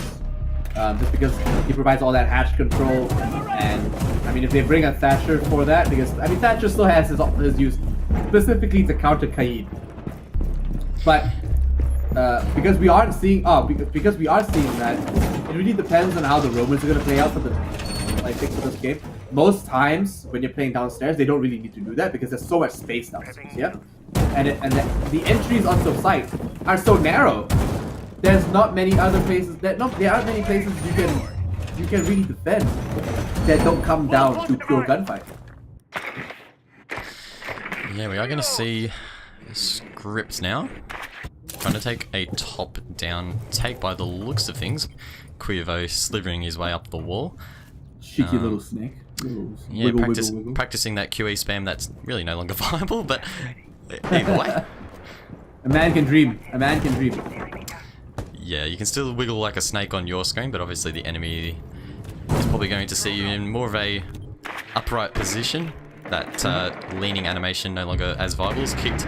Gets the entry frag there onto Red Sun. He finds him, and you know what? I think he's given up on it. He just doesn't want to contest the bandit trick. At this level of play, you shouldn't miss a bandit trick, to be honest. Nothing. Oh, sees a couple of shoes. Takes a couple of hits from the electric claw. But it's all handy dandy, guys. It's all handy dandy. Yeah, it's going to be on like Donkey Kong, as we've seen in the previous rounds. This late phase starting to come into play now as the players set up for their final pushes. We can still see a little bit of droning going out here from Scrypt, so they're not entirely comfortable with how this top floor is being taken, but it looks as if Kicked will now progress upstairs and get control. Looks as if Xavier, again, playing quite rigid positions, holding the common angles that they're expecting Scrypt to push, as Evu gets another frag there onto Producer. So Scrypt in a strong position. Sunad's looking to drop at the double castle. He actually looks this time, and he's not going to drop. So he's learned from his mistakes. They learned their lesson. You know what? They'll hope. And I just hope they don't brain fart and drop them there again, because that just be a damn. No, actually, I take that back. Again, I want them to drop down because it'll be the greatest meme. But you know what? This looks like Ricks will be able to. They are gonna drop. They are gonna take out that barricade with the Ibana charge. And just because she still has 2 charges available to her, and she will be able to detonate it remotely in safety. It does look like Ibana will be shot. Ricks being taken out there does look like Colas will be making a big rotate up around upstairs. Not many to oppose him or to have to count or try to counter him. They're just trying to push that site as fast as possible. Only 3 defenders left. Or only 3 attackers left now that Pick has been taken out of the equation. Oh my gosh, Eve taking out Healthcare. Wins that round with the SMG T5. Sunam's picking up a kill on the Hajime as well. 2 players neck to neck, 1 on the stairs, 1 downstairs. Rotating around, Cuervo gets hurt, gets taken out. Looks like the fuser gets dropped like Colas over by Blue. Takes him out himself, and wow, he defends and takes out 2 himself. Defenders win round 6. Xavier now with match point on the switcher sides, and typically Clubhouse, one of the more balanced maps, so I don't think Xavier are going to have too many issues here closing out a 7-0 if they push hard. Have been strong on attack so far. We saw him on Clubhouse get, I believe, 4-2, 4-5-1 possibly the first half on their attacking half, was it? I can't quite remember, but it was strong nonetheless, and I'd expect a flow-on effect as we see Scrypt now going upstairs to CCTV and Man, you know what? I have a feeling they're going to lose this 7-2. I have a feeling, but they're on defense now. So Scrypt have generally done better on attack. We've seen that with the last map. We see it now. And you know, we might be proven wrong. They might have a better streak on defense, but they'd have to win 7 rounds in a row. That's not easy, my dude. Yeah, I'd be happy to bet $1 million that they're not going to bring this back 7-6 based on the form carried from the 2 maps, but again, anything is possible. Rainbow Six Siege is a very funny game. Yeah, you know, you're at the top fragging or you're bottom fragging, you know, and it's not because you're bad or you're good, it's just because you're top fragging and you're bottom fragging. That's the way things are, my guys. It's more of a big brain kind of game, eh? Yeah, like Colas though, top fragging with 7 kills, so averaging more than a kill a round. None of the Scrypt players are anywhere near that. 2 of their players dropping fat donuts. So it's always going to make it hard when a couple of your players are not getting any frags at all. Well, it's pretty hard when anyone drops a donut, man. Donuts aren't cheap these days. You know, they cost like $4.20, $4 or $5 per donut. Yeah. What kind of donuts are you eating, my dude? The Krispy Kreme kind? Yeah? Okay. Not sponsored. Hashtag not sponsored. Hashtag not sponsored at all, but you know what? I mean, having said that, popping donuts is expensive. It costs you opportunity costs. It takes away your win potential, and it doesn't really, you don't really contribute too much to the team, other than maybe just, you know, soaking up a couple of bullets so that maybe someone can get a refrag. That's not worth it. You know, it's never worth it. That's exactly right. Obviously, frags not everything in Siege. You'll often see that term thrown around, but equally, no frags are important as well. Bit of a gasp there from Lamb. What did you say, mate? No, I just thought he was gonna die. But I'm obviously black. Oh, what? No, are you serious? Oh my gosh, producer time. This is exactly the kind of reactions I hope to see coming out from the from Xavier. Oh, my heart. Wow, that was clutch. You know, how did Kick not get that? Okay, Evo's gonna get taken out. Healthcare picking up that kill for himself, and like Colin's going on to Cuervo. But he's copped a lot of damage himself. Doc's there to heal him up, put him back into better health. But it's not the same anymore because he's still down to 95. Yeah, so once again, Xavier looking dominant. We are seeing that whole plate once again on the table. No vault opportunity as we saw previously. But we are going to see Healthcare now drone that peak out possibly, and we're going to see a lot of pressure placed now on main wall. No thermite left, but the wall has already been opened, obviously. So Xavier definitely in a strong position to close this out. They just need to drone them out if they have that available to them. But Producer Boom coming from behind, this could be a big play here. All the players from Scrypt are distracted, and in 40 seconds to go, it's going to turn into another late game frenzy. It's going to go absolutely ape shit once Producer Boom throws in 3 Candelas, my dude. She hasn't used the second. There goes the first. There goes the second. And there goes the third. One after the other. She ain't affected. She's going to get 1 kill. She rotates around, picks up the second kill for themselves. Attackers win round 7. There we go, buddy. 7-0 to Xavier Esports. Woo! That was wild. Yes, I agree. I don't even know. If you could describe that word in one match, what would it? If you could describe the match rather in one word, what would it be? Sandbagging. Disappointing. One-sided. I mean, look, they put up a good fight on Coastline. Yeah, on some of the rounds they got a good fight, but they just haven't been bringing that game that they had in their matchups last week. And I don't know if you want to blame it on the map picks or their play, but Xavier Esports are strong on both those maps. On Coastline, they are known for, and on Clubhouse, they're also well known for. Xavier Esports are doing well not because they pulled out something brand new, but because literally Scrypt are leading them right into their hate, into their own territory. Yeah, it's hard to pin down exactly why Xavier are so strong. I think it just comes down to that team synergy, and it's so hard to develop it and it's so hard to maintain it. But Xavier managing it to do it so far this season, I mean, they've just been the second team. They're first, and they've just absolutely smacked the second team. I mean, if that doesn't show you how strong they are, I don't know what will. If you're able to 7-2 and 7-0 the second team, that is just when you've already committed to the LAN, you're already basically, you're there now. They've qualified. They didn't need to go that hard, and they did. I mean, I don't know what to say. It was just a dominant performance from start to end, really. No answers from Scrypt at all. Well, ladies and gentlemen, that calls it for me. That's it for me. I'm going to call it here.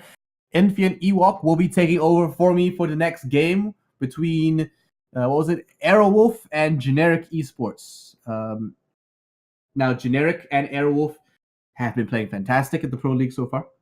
Aerowolf, not so strong last week. Surely picking it up this week because, they have a lot of work ahead of them. And Generic could be making it to LAN. Could be. Could sneak in. Be sneaky boys. They have to work hard for it, and Aerowolf has to work even. Aero is one of the teams is one of the better teams in the region that we would maybe thought was like one of the top contenders. But here we are in a really awkward position where we're completely unsure what's going to happen next. So anyway, I will take my leave, my dudes and my dudettes.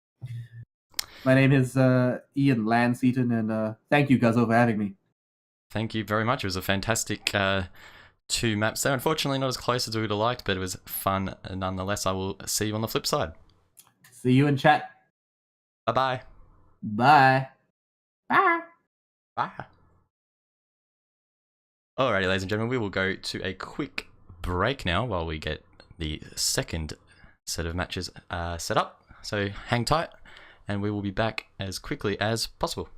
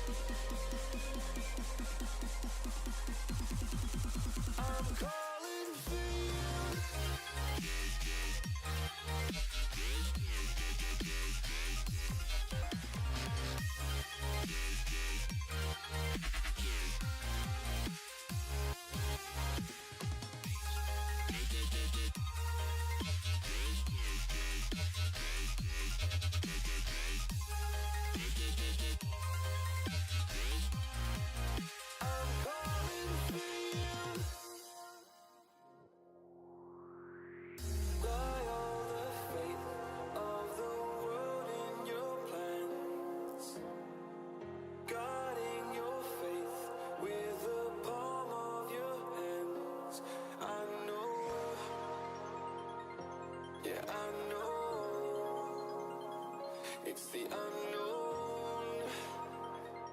The unknown. It's time to go away into the light. I feel the calming energy. I see the darkness coming.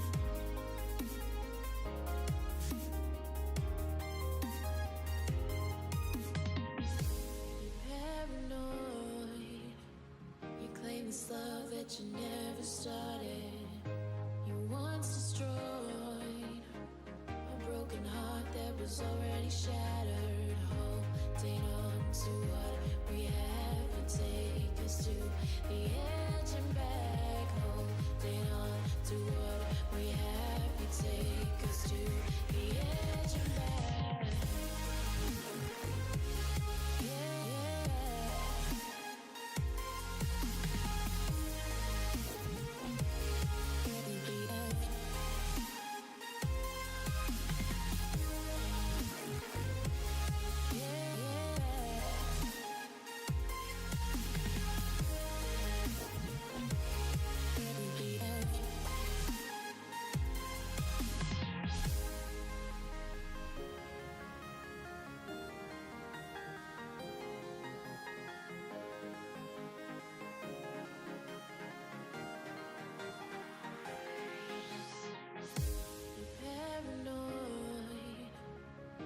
This love that you never started, you once destroyed a broken heart that was already shattered. Holding on to what we have, you take us to the edge and back. Holding on to what we have, you take us to the edge and back.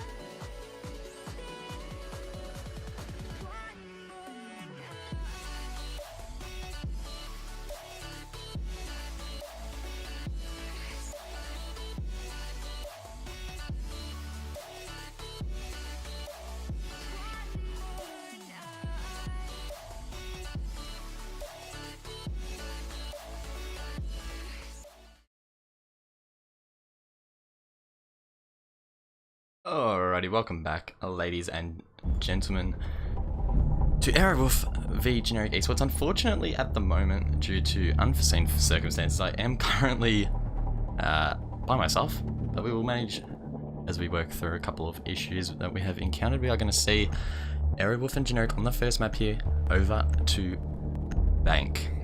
Now, a bit of background. Aerowolf in a very compromised position.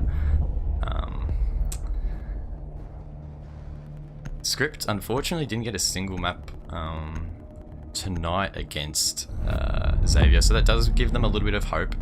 If Aerowolf managed to clean up tonight, that will position them to still be a shot at qualifying, but still going to be challenging nonetheless. We're also going to see Habana, Mira, and Valkyrie all being banned out.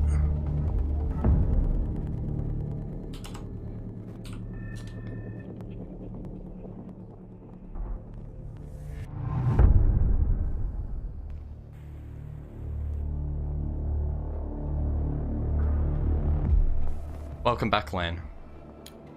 Thank you. So awkwardly enough, guys, Invin won't be able to join us just yet. I'm here to just fill in a couple of rounds, and then we'll swap back over. Yeah, so we are going to see an upstairs hold first. So in the last couple of months, we've definitely seen a massive shift on the meta at Banked. Upstairs was basically forsaken. You'd never go there. It was terrible. But teams have learned to adapt, like many of the sites in this game, and now it's actually incredibly viable. The impact trick alone has made this site very spicy to watch.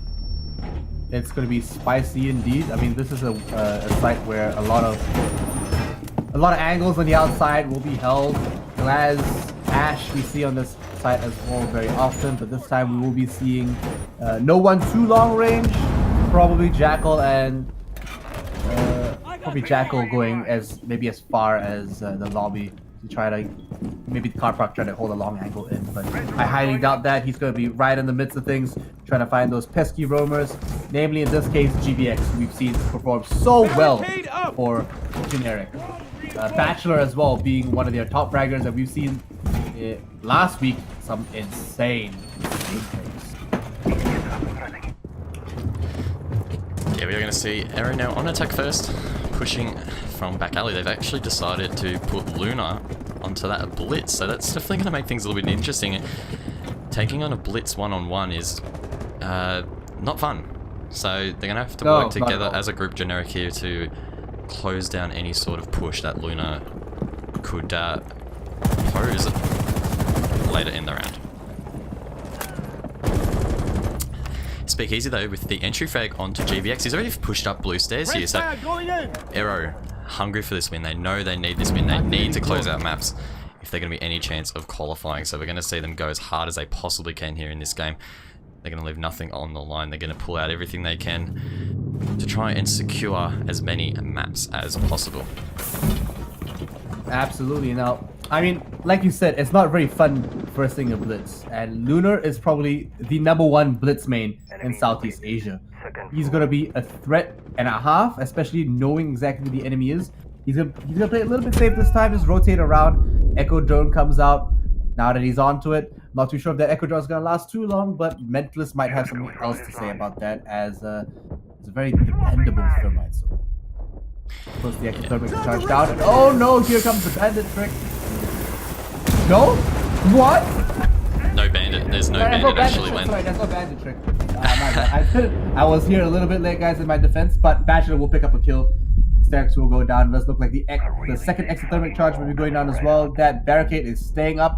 They get a little bit more wiggle room, a little bit more defense. They will be starting to melee it now. I take that back. Yikes. Speakeasy going down, but just before he gets retraded and refragged by Defty. A couple of smoke grenades going out there, covering important and very dangerous line of sight. A little bit more aggression coming out here. He will be running after the, oh my gosh, Echo having a bit of a mission for himself. Will be going down to a knife kill. Looks like, oh my gosh, Blitz will be able to get the pistol kill as well. You don't even ADS as Blitz, but hey, he will do the medal, proving again to be the scariest Blitz in Southeast Asia. Yeah, Blitz is scary enough as it is, but in the hands of Luna, it's a bit of a nightmare. you don't want to see a blitz running at you, especially late in round when there's so many angles being held by the attack, and then you have to worry about this absolute tank running at you, flashing you, and once you're flashed, I believe Defty playing the Echo that previous round, basically nothing you can do. He tried to hit the knife but whiffed it by about 5 meters, and by that stage you've pretty much given up hope. As we see, second floor is going to get a retry here. Arrow will be trying to back up that last round with another strong performance. GBX 6 picking onto Legion, and Yazira onto Zofia, possibly? Yeah. No, Guzzo, listen. We don't say Sarah. We say Yeet Sarah. My apologies. Yeeting this lad does in wild ways and yeah, you gotta eat the wheat. You gotta eat the wheat for his team. You're gonna prove that, you know, they're a team to be reckoned with. You don't mess around, my dude. My dude. Arrow Wolf are not having the best of times, but Yeet Sarah has been proven to be one of the bigger MVPs in the region. Seeing Haku here put up a little bit more defenses. Evil Eye will go down as they rotate around, and GBX puts up a little bit more reinforcements front, standard enough to make sure that the long angle from outside the building isn't controlled and isn't cutting their sight in absolute half. We're going to see the barricades placed again at the front desk. I believe they may have been cancelled in the previous round, so this time around Generic electing to just put the soft barricades there, probably due to the angles that may have been closed off in that previous round. Luna mixing it up again onto Montang, so Luna just loves the shields, doesn't he? He can't help himself. Oh, he loves it. Loves it so much. Okay, so they've got this area around the atrium quite clear. Fantastic control coming from upstairs. Ysera as well. Sorry, Ysera. I retract that. Will be yeeting his drone across the map to gain a little bit more information, while Mentalist does a little bit more recon himself. They still have 2 minutes left on the map, 2 minutes 13, 12 now, but it does look like he is going to be able to be a little bit self-sufficient. Doesn't really need Thatcher just yet. Does look like Thatcher will be on a mission though to find these pesky yokai drones. Yeah, we're definitely seeing a common theme here across probably the entire APAC region. Maybe not quite so much ANZ, but a lot of the Asian teams, they'll actually drone themselves in. A lot of the other regions, for Europe for example, they'll be droned in as Speakeasy drops Bachelor, they'll be droned in by support players, but quite often these Asian teams will drone themselves in and get their own intel, so definitely a bit of a twist there. Has both its pros and cons, probably a little bit less efficient, but definitely a lot more precise, as I believe a foot was seen in the drone hole there. We could see a cheeky Frago out there. Could be, we could be seeing that. I mean, Mentalist is putting on the exothermic charge just now to pop that same breach. No mitigation for it yet again, another round in. But like you said, they drone themselves in most of the time. I wouldn't say that's for all and every Asian Rainbow Six team, just because I do know that a local Malaysian team does have very strict comms. Verve being the team we're talking about, has also taken a game from their Esports. Here we go. Ysera will be throwing out a couple more shots, trying to move the Echo, playing ever so aggressively around the corner. Gets down, doesn't look like she's gonna live anytime soon. Has to run over to the other side, back into office. Might use the withstand, but nope, it will be killed with a Legion mine. Yeah, that's so unfortunate. Yeah, good use of utility there by GBX. Manages to yeet the yeeter, coming off second best, that goo mine. Causing a lot of issues, not allowing Xavier to get back picked up. Hysterics gets pinched though, and PT King gets pinched there. Hysteric finishes him off, and Mentalist, now with both walls open, got a lot to play with here, and his teammates will support him. Speakeasy onto GBX, now brings it to a 3v2. Fantastic. And with 10 seconds to go, they're going to have to try and deny the plant here. Stokes will repel in, throwing out some shots. The Evil Eye denies the plant. Defty gets Mentalist. No! How? No! Oh my gosh! What? Nutty plays there with the Evil Eye, denying the plant. How did they get that round? Generic. How did they get that round? That plant must have been a couple ticks away from going down. It was so close. The Evil Eye just causing absolute hysteria there. What is... It was literally a second off. It was literally a second off, and they got it. I can't even believe that. That happened so fast it didn't even register with me. What? Fantastic play by Generic. pulling off an amazing defense so far. It does look like Airwolf have their work cut out for them. They were so close, and their aggression was fantastic. They had the good angles, but you know what? That went down just a little too soon for them. Yeah, Aerowolf need to be careful here. I don't want to lose any sort of momentum. Generic will be hungry for a win here. I believe they've only actually managed one win so far this season, so they'll be trying to get up that leaderboard a little bit if possible. They're not too far off MBT, I don't believe, so there's always something to play for. Aerowolf, though, definitely under the pump. They've got a lot of pressure on their shoulders here. They need to perform. They don't want to miss out on a LAN event for the first time. There's so much pressure on them at the moment. That's really likely to compound in this game if they lose momentum.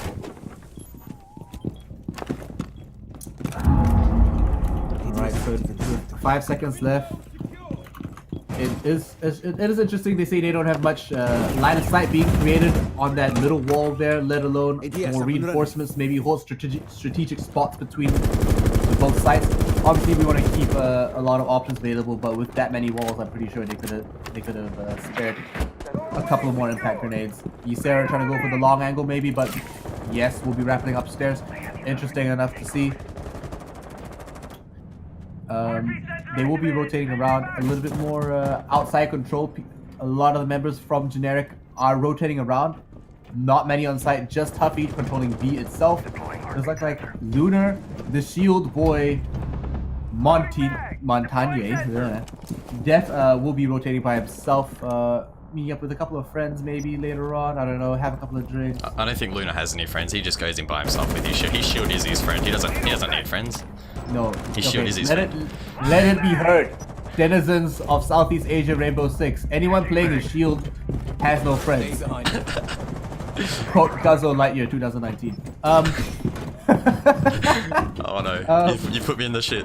My dude. Okay, so Hystera has gone down and so has GBX. They found the bomb site. Congratulations. You're 1:45 in. You finally got a. Did he just miss? No. The timing. What? Oh. Okay. So. Who just ran past them? Was that? I believe it was. Is it the Pulse? I'm not exactly sure, but no, I think it's BTK. I'm pretty sure that's BTK. Wow. So Yeet Zero there, getting very unlucky with the timing, just as he popped that Maverick hole. Bachelor. Just to miss a frag, but wow.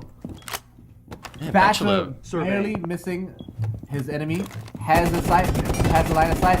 Puts a couple more shots out there. A couple of seconds early.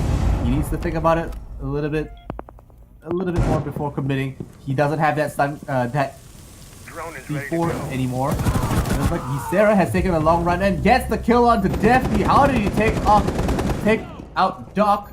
Obviously not souped up at Super Saiyan 1 or 2. He will be going down. Looks like Ysera is on site and no one knows. No one even knows where he is. Oh my gosh! Pulse! My dude! Okay, Ysera, there we go. Finally getting a nice kill for himself. How did Bachelor mess that up? How did Yeet? Wait, hold on a second. Lunar, how is this guy has... What? What? I'm done. Move carefully. Lane, you can cast the rest of the match, mate. I'm walking out after that. What was that? What is going on? I've never seen so much grace in my life. Luna with a double kill in Luna, the end, so 3K how do for we that not round. see that? Oh my gosh. No. 1 kill. And a melee. Ah! Absolutely ridiculous. What is going on? These matches, I don't know. Southeast Asia is incredible. You won't see these plays anywhere else, folks. This is where you want to be this evening. This is unbelievable. This is the best thing I've seen all week. And I've had a very eventful week, my guy. Lunar Metal from Arrow is just, wait. Swap out the blitz. Yes! No! What? How dare you? He's trolling us, boys. Luna knows he's onto us. He's going to 6-pick off Montang onto Montang, so great strategic call there. Definitely going to catch off Generic. Won't be expecting that. Oh my gosh, dude. I was ready for that blitz. I was like, Victor, yes, my prediction was correct. I am a fantastic caster. No, I am trash. It's oh man. I don't deserve this, I don't deserve this. Yeah, it's Here I am. Here I am trying to make these guys sound all smart and, you know, like good. Deploying razor wires. Just troll me like that. There's only one place. There's only one place in the world for people like that, man. Yeah, You want to know where that is? Luna for MVP, Luna for president. We're going to see a lot more shields in play now. I think everyone's going to jump on their favorite shield operator, whether it be Montaigne or Blitz. We should ask Luna who is his favorite shield operator, because obviously he's been bouncing between Montaigne and Blitz. Surely he's got to have a favorite. Maybe it's like asking who's your favorite kid. Maybe you just can't answer it. I don't know. No, you know what? Surprise, boys and girls. It's actually Clash. Okay, I mean, okay, look, here we go. Being Easy picks up fantastic footprints today. Mute will be scanned out. Surprise, guys, he's actually playing the game on site. Mentalist does a little bit more roaming, interesting enough. I mean, he is the support operator, not exactly the main fragger with a slower assault rifle. Does look like Hysterics will be rotating through that front lobby free as ever with not a care in the world. They rotate and already take control of that south side of the map around the staircase. Yeah, we speak easy now. Training it out, so a little bit of caution on the side of Aerowolf. But Luna now, the danger man. He's making his way into the map, and I could already hear Generic quivering in fear as they hear that Montaigne stamping through the skylight. Doorway barricaded. Line of sight being made. Smart. One more rotating down. Not too sure how they will react to this. Oh, looks like he has to rotate out. He's not gonna. If Monty's around, he's got friends.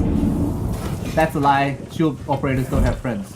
Yeah, I've already established that connection lane, so scientifically proven. Already. It does look like they will be Luna's taking in. control. Luna's in. Yeah. Luna's in. Luna's in. You know what? They can only stop it one way now, by C4, and they haven't even opened up that side of the wall yet. How? I mean, how are they going to gain the grade by not even, you know, opening up that side of the wall, putting down? I'm surprised they haven't gone with.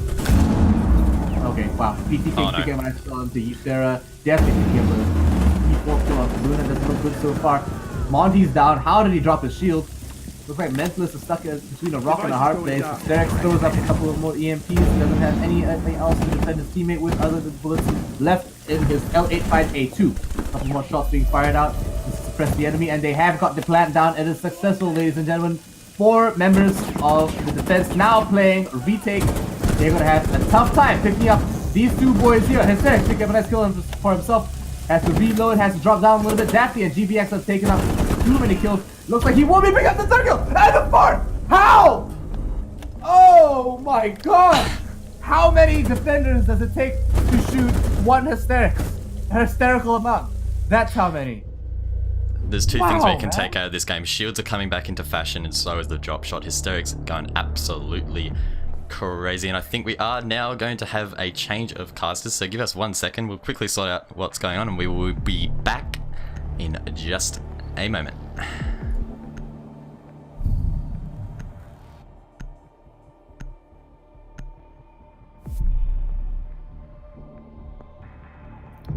Hello. Infin, good evening, and That's right.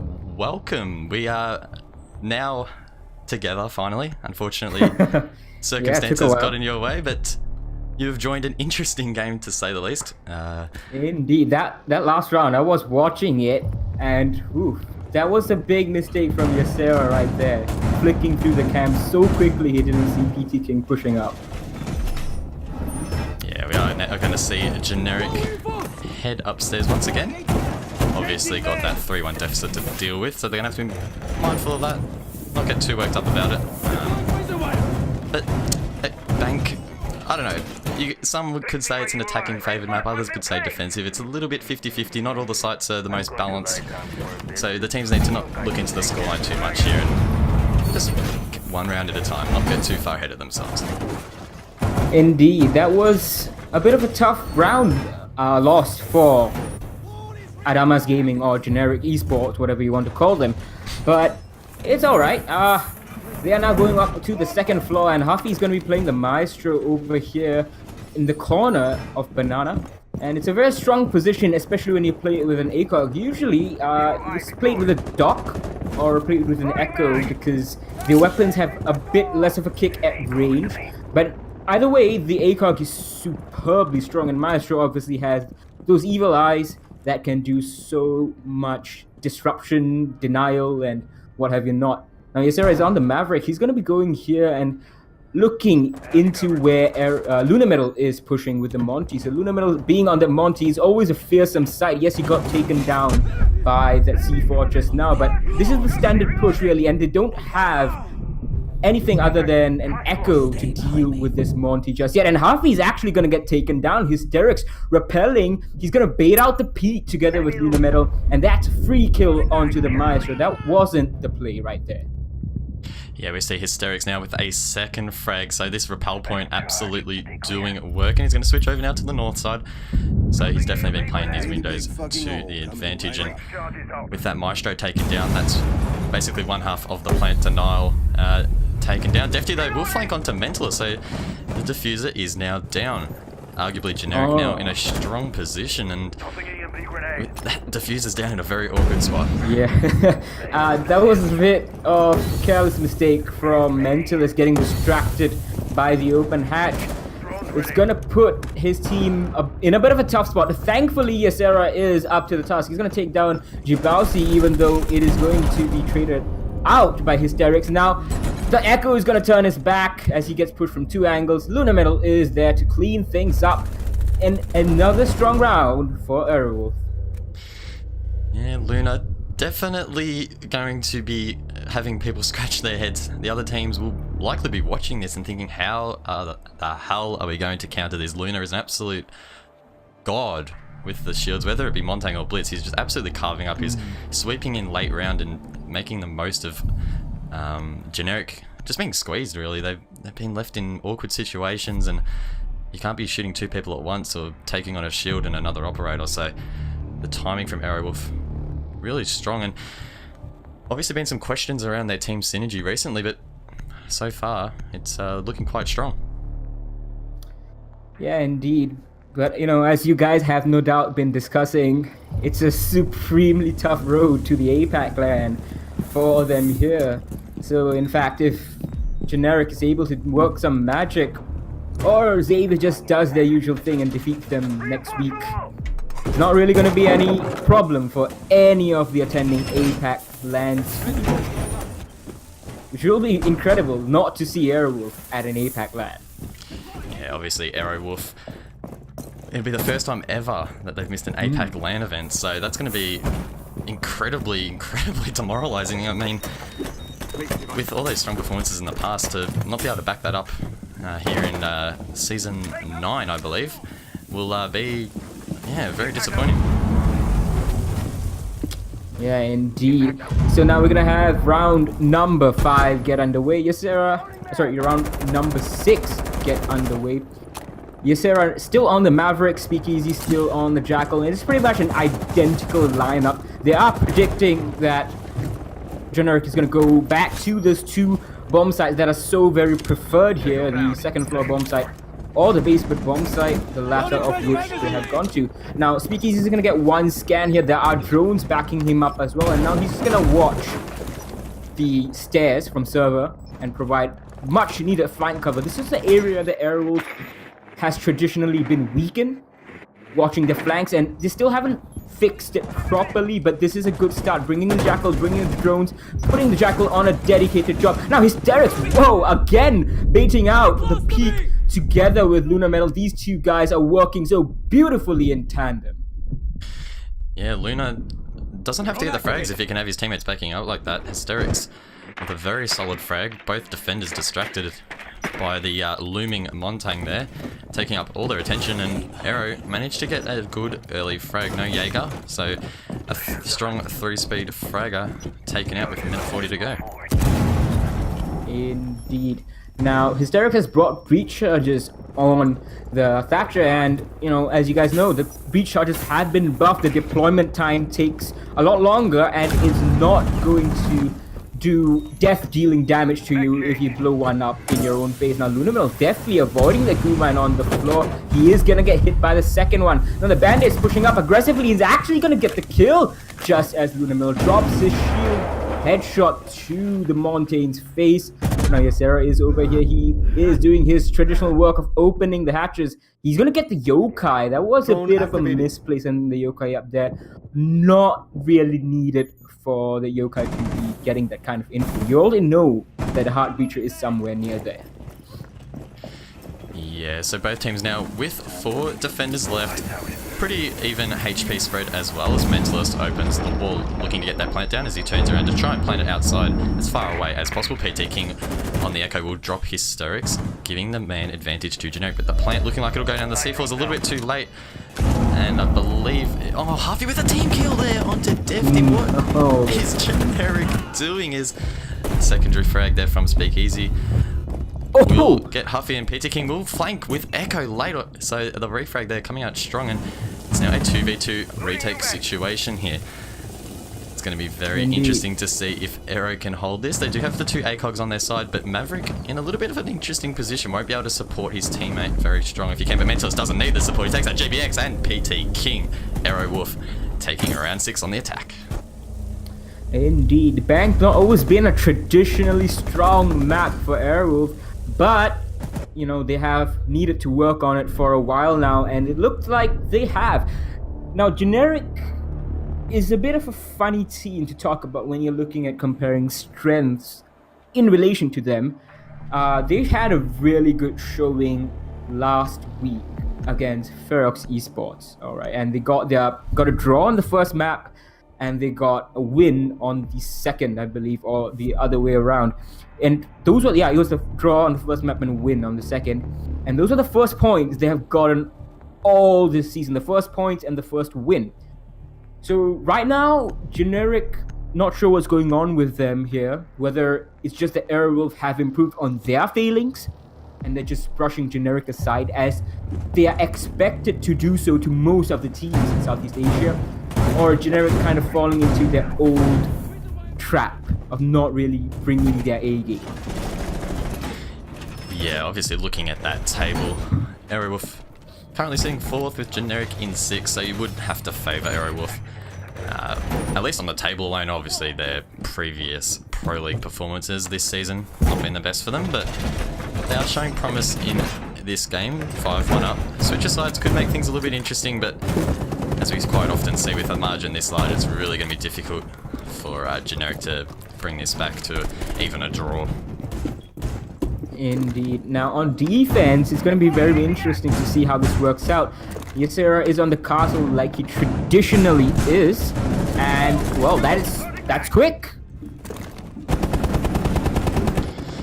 Yeah, so an early frag there will drop Ying, so gonna make it even harder now for Generic to get the plant down. I mean, they still have the double hard breach, so they will be able to get into site, but actually getting that plant down is going to prove incredibly challenging.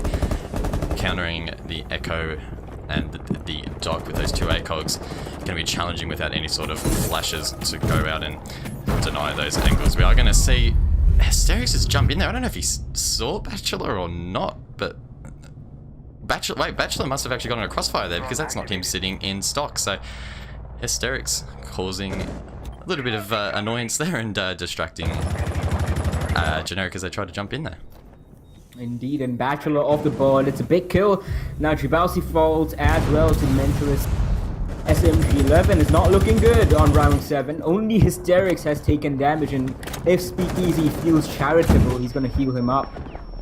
Also, if it's possible, Huffy, meanwhile, he's gonna get 1 kill onto Lunar Metal. That's a very, very nice shot. Lunar Metal almost essentially peeking into it, but now Huffy is all alone, and he is gonna get shot from the side. Gonna try and withstand the peek. Finally comes out from Mentalist, and Huffy goes down. That is match point for Aerowolf. Aerowolf coming out very strong here. You wouldn't watch this game back and look at the table and go, well, how are Aerowolf where they are? You would think that they're almost on par with Xavier, the way they were playing tonight. Obviously, Xavier playing a stronger team in Scrypt based on previous performances, but I think the teamwork from Aerowolf has been very solid so far, and what you would expect from one of the top Pro League teams. Indeed. Now, just wanted to give you an update on the rest of APAC. Japan is playing the games. FAV Gaming versus Norarengo. And it's map 2 right now for Norarengo versus FAV Gaming, with Norarengo up 1-0 in map count. So very vital point for Norarengo there, and it's really going to boost the chances at appearing at the Season 9 APAC LAN and possibly facing Scrypt or Xavier. Razor wire is deployed.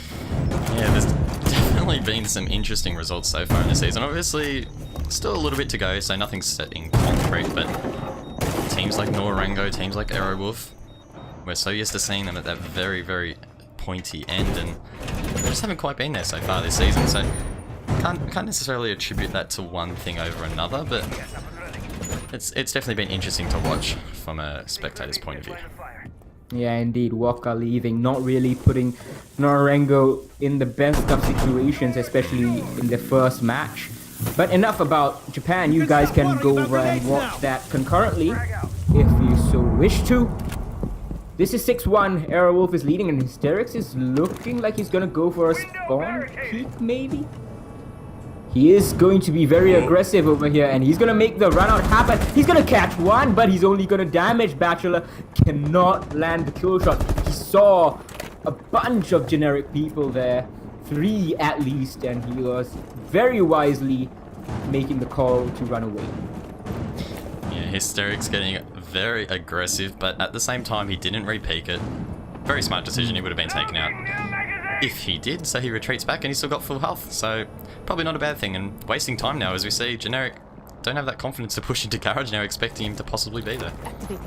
Indeed, and they don't really have a clue whether there is an echo active on the board giving them information. Oh, dearie me, Lunar Metal, you can't take that fight. It's a very, very tough angle for the defender to win, especially when you're peeking, quick peeking like the attackers were. So that is the visual of the board, but Speakeasy's gonna answer back. Bachelor goes down, one of the 2 hard reaches, but Defty's on site! What is going on? Yeah, Defty managing to actually find his way into sight, but the diffuser's in with him, and Mentalist capitalizes, dropping Defty and Speakeasy onto Huffy, so the tables have turned. 3-2 now in favour of Aerowolf. They've managed to bring back what looked like a very bad situation for them to quite a decent one there. Not exactly sure where they all are, but Speakeasy knows where PT King is and manages to bring it to a 3v1. GBX now with the diffuser left all alone. He has a minute 20, so he has time. Metal Bars though getting in the way of the shot onto Mentalist, I believe it was. And he's now going to get pinched from both sides, but he manages to drop 1. A minute to go now as the smokes go out. Yeah, so trying to deny the push as we see him finish off Speakeasy. Indeed. Now, we're going to have to see whether he can make this happen. He definitely has the time, as you said, but these are very errant flashbangs, and he's going to peek the wrong way. Luckily for him, Aerowolf wasn't playing aggressive. Aerowolf just playing this smartly, and while pre-fires through the wall, not going to hit any target. Mentalist is low, and he's going to hit the body, but Sarah, there we go. He's going to end things on bang. That is 7-1. To Aerowolf. They are still in this, still with the possibility of going to the APAC LAN. Yeah, that's 1 map out of the 2 done. Aerowolf, very dominant performance, no real issues at all in that game, and pretty, I would say, stock standard for them, nothing to be worried about, and they just need to carry this momentum into the next game.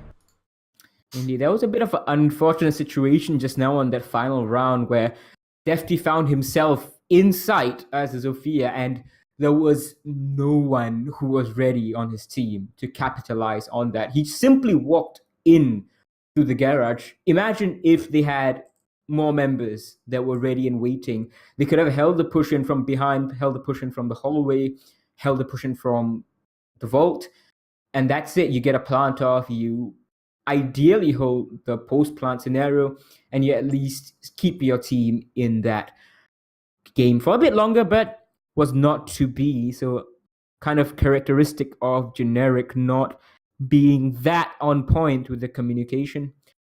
let's see whether they can make anything happen on border. Yeah, I think you definitely make a fair point. There were some signs of promise in that last game, but Generic really just unable to convert any sort of strength that they actually did show in that game. There were glimpses, but nothing really coming into fruition. Yeah, indeed. Unfortunate for Generic Esports. They can end Aerowolf's journey right here on the next map. They just have to win, and well, that's not a technical loss for Aerowolf, technical bar for them to go to the APAC LAN. It will hurt their chances very, very, very significantly. Very interesting situation of all the regions, as you have said. Only region where it's certain which team is going to APAC LAN is actually Mantis FPS, and I think that's in Korea, and I think Auglis as well. Those guys have been doing really well, pretty consistent. Fnatic, a bit of a scare, ever since the Season 9 has resumed. They drew 2 maps against Oddity last week. Oddity, I think. And then they also drew a map today against Mindfreak. Today, and guys, keep in mind, the Mindfreak we are talking about is the former Dark-Sided roster, not Ex Nihilo, which is the former Mindfreak roster. Yeah, it's definitely good to see a variety at the top. We've seen, especially probably in the APAC region, as we jump into the game now, been quite, I don't know if predictable is probably the best way to describe it, but it's been quite the same old. You'd see the same names, the same teams up there, so it's really good to see some variety. Teams are starting to catch up with the top players, and it definitely makes for an interesting Pro League season. Indeed, and hopefully, if we are looking for variety, then seeing Scrypt go again would be very nice. They have been to the APAC LAN before in Season 7, where they took 1 map of Norarengo. And very interesting, it's gonna be an Ash ban from Aerowolf. Yeah, so we've seen some interesting bans this evening. Ash, I would say, is a target ban. I can't see Ash being... Has to be a target ban. I can't say it. Yeah, Ash isn't the biggest and that is a target ban? Definitely. So we say 2 target bans straight off the bat. Luna's not going to be happy, but Luna's still having Blitz, so I'd be willing to put money on Luna definitely bringing Blitz. It's going to be interesting to see now. Generic Esports going for a very generic ban in Echo. And, well, let's see if we can make it more generic. Is it going to be a Mira ban? Yep, there we go, Mira. So, yeah, standard bans on defense at least. Target bans on attack. Ashban is curious. I'm not very sure why they really went for it. I know some teams discussed the idea of banning Sophia so that they simply avoid the whole rehost issue that comes with the Sophia bug. Yep. Some people want to just ban Nomad because she's just a super frustrating operator to play against, especially if you're in a post plant as a defender. Aerial starting on defense, they could have banned either 2 of them, but both of them will be appearing on Generic Esports side. Now the Valkyrie will come out instead of the Pulse. Both information gathering operators, very powerful on border especially. But I think Valkyrie has the edge slightly over here.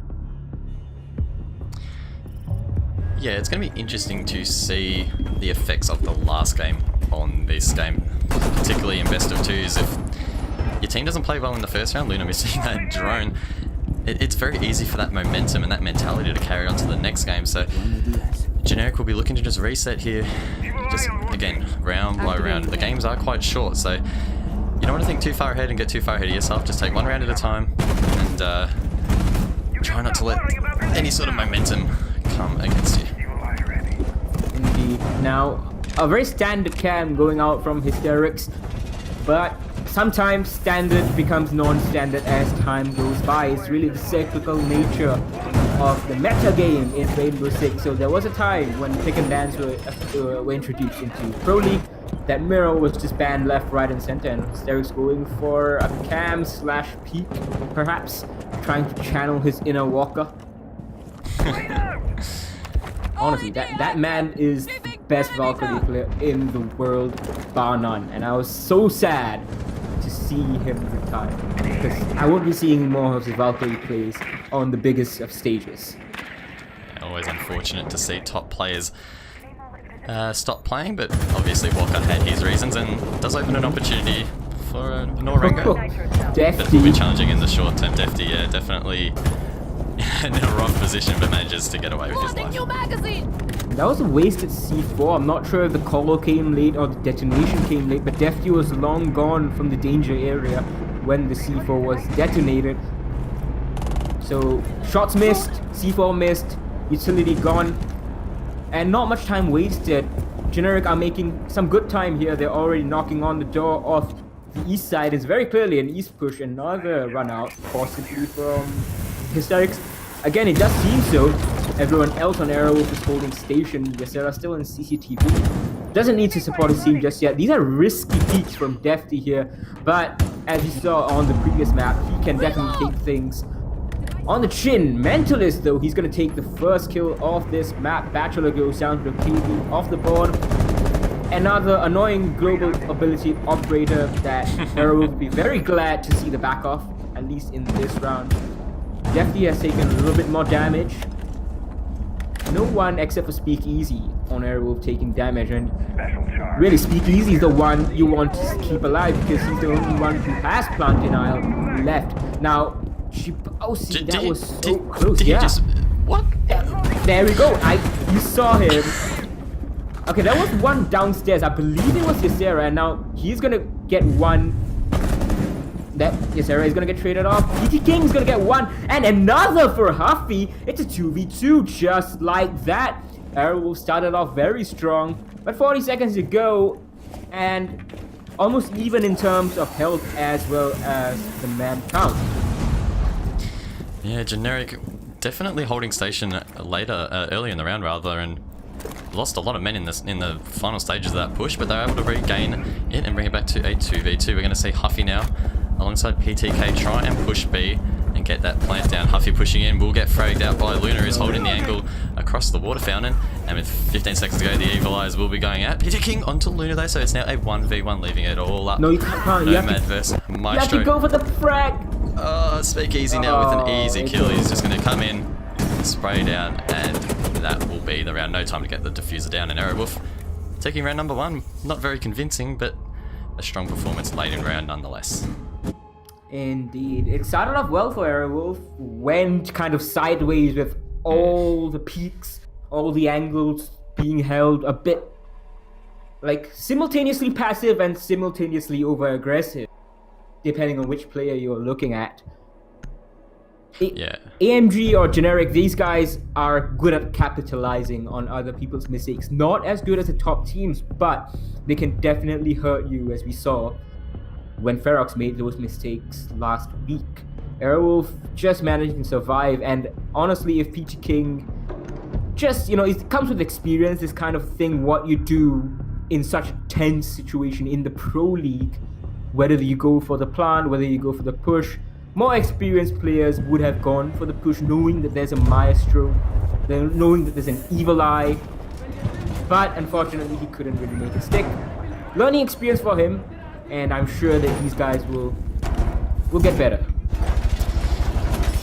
Yeah, definitely a tough situation for him though. Pushing a Maestro blindly is almost always a death sentence. His LMG absolutely wreaks havoc. Not much recoil and a lot of bullets to play with, so yeah, I wouldn't really attribute that round to him. I think Generic were probably lucky to actually bring that round as long as they did, considering they lost so many men early, and then Aerowolf just getting super aggressive on the peaks almost cost them, but they managed to get through unscathed, and heading into round 2 now we're going to see Luna, aggressive as always.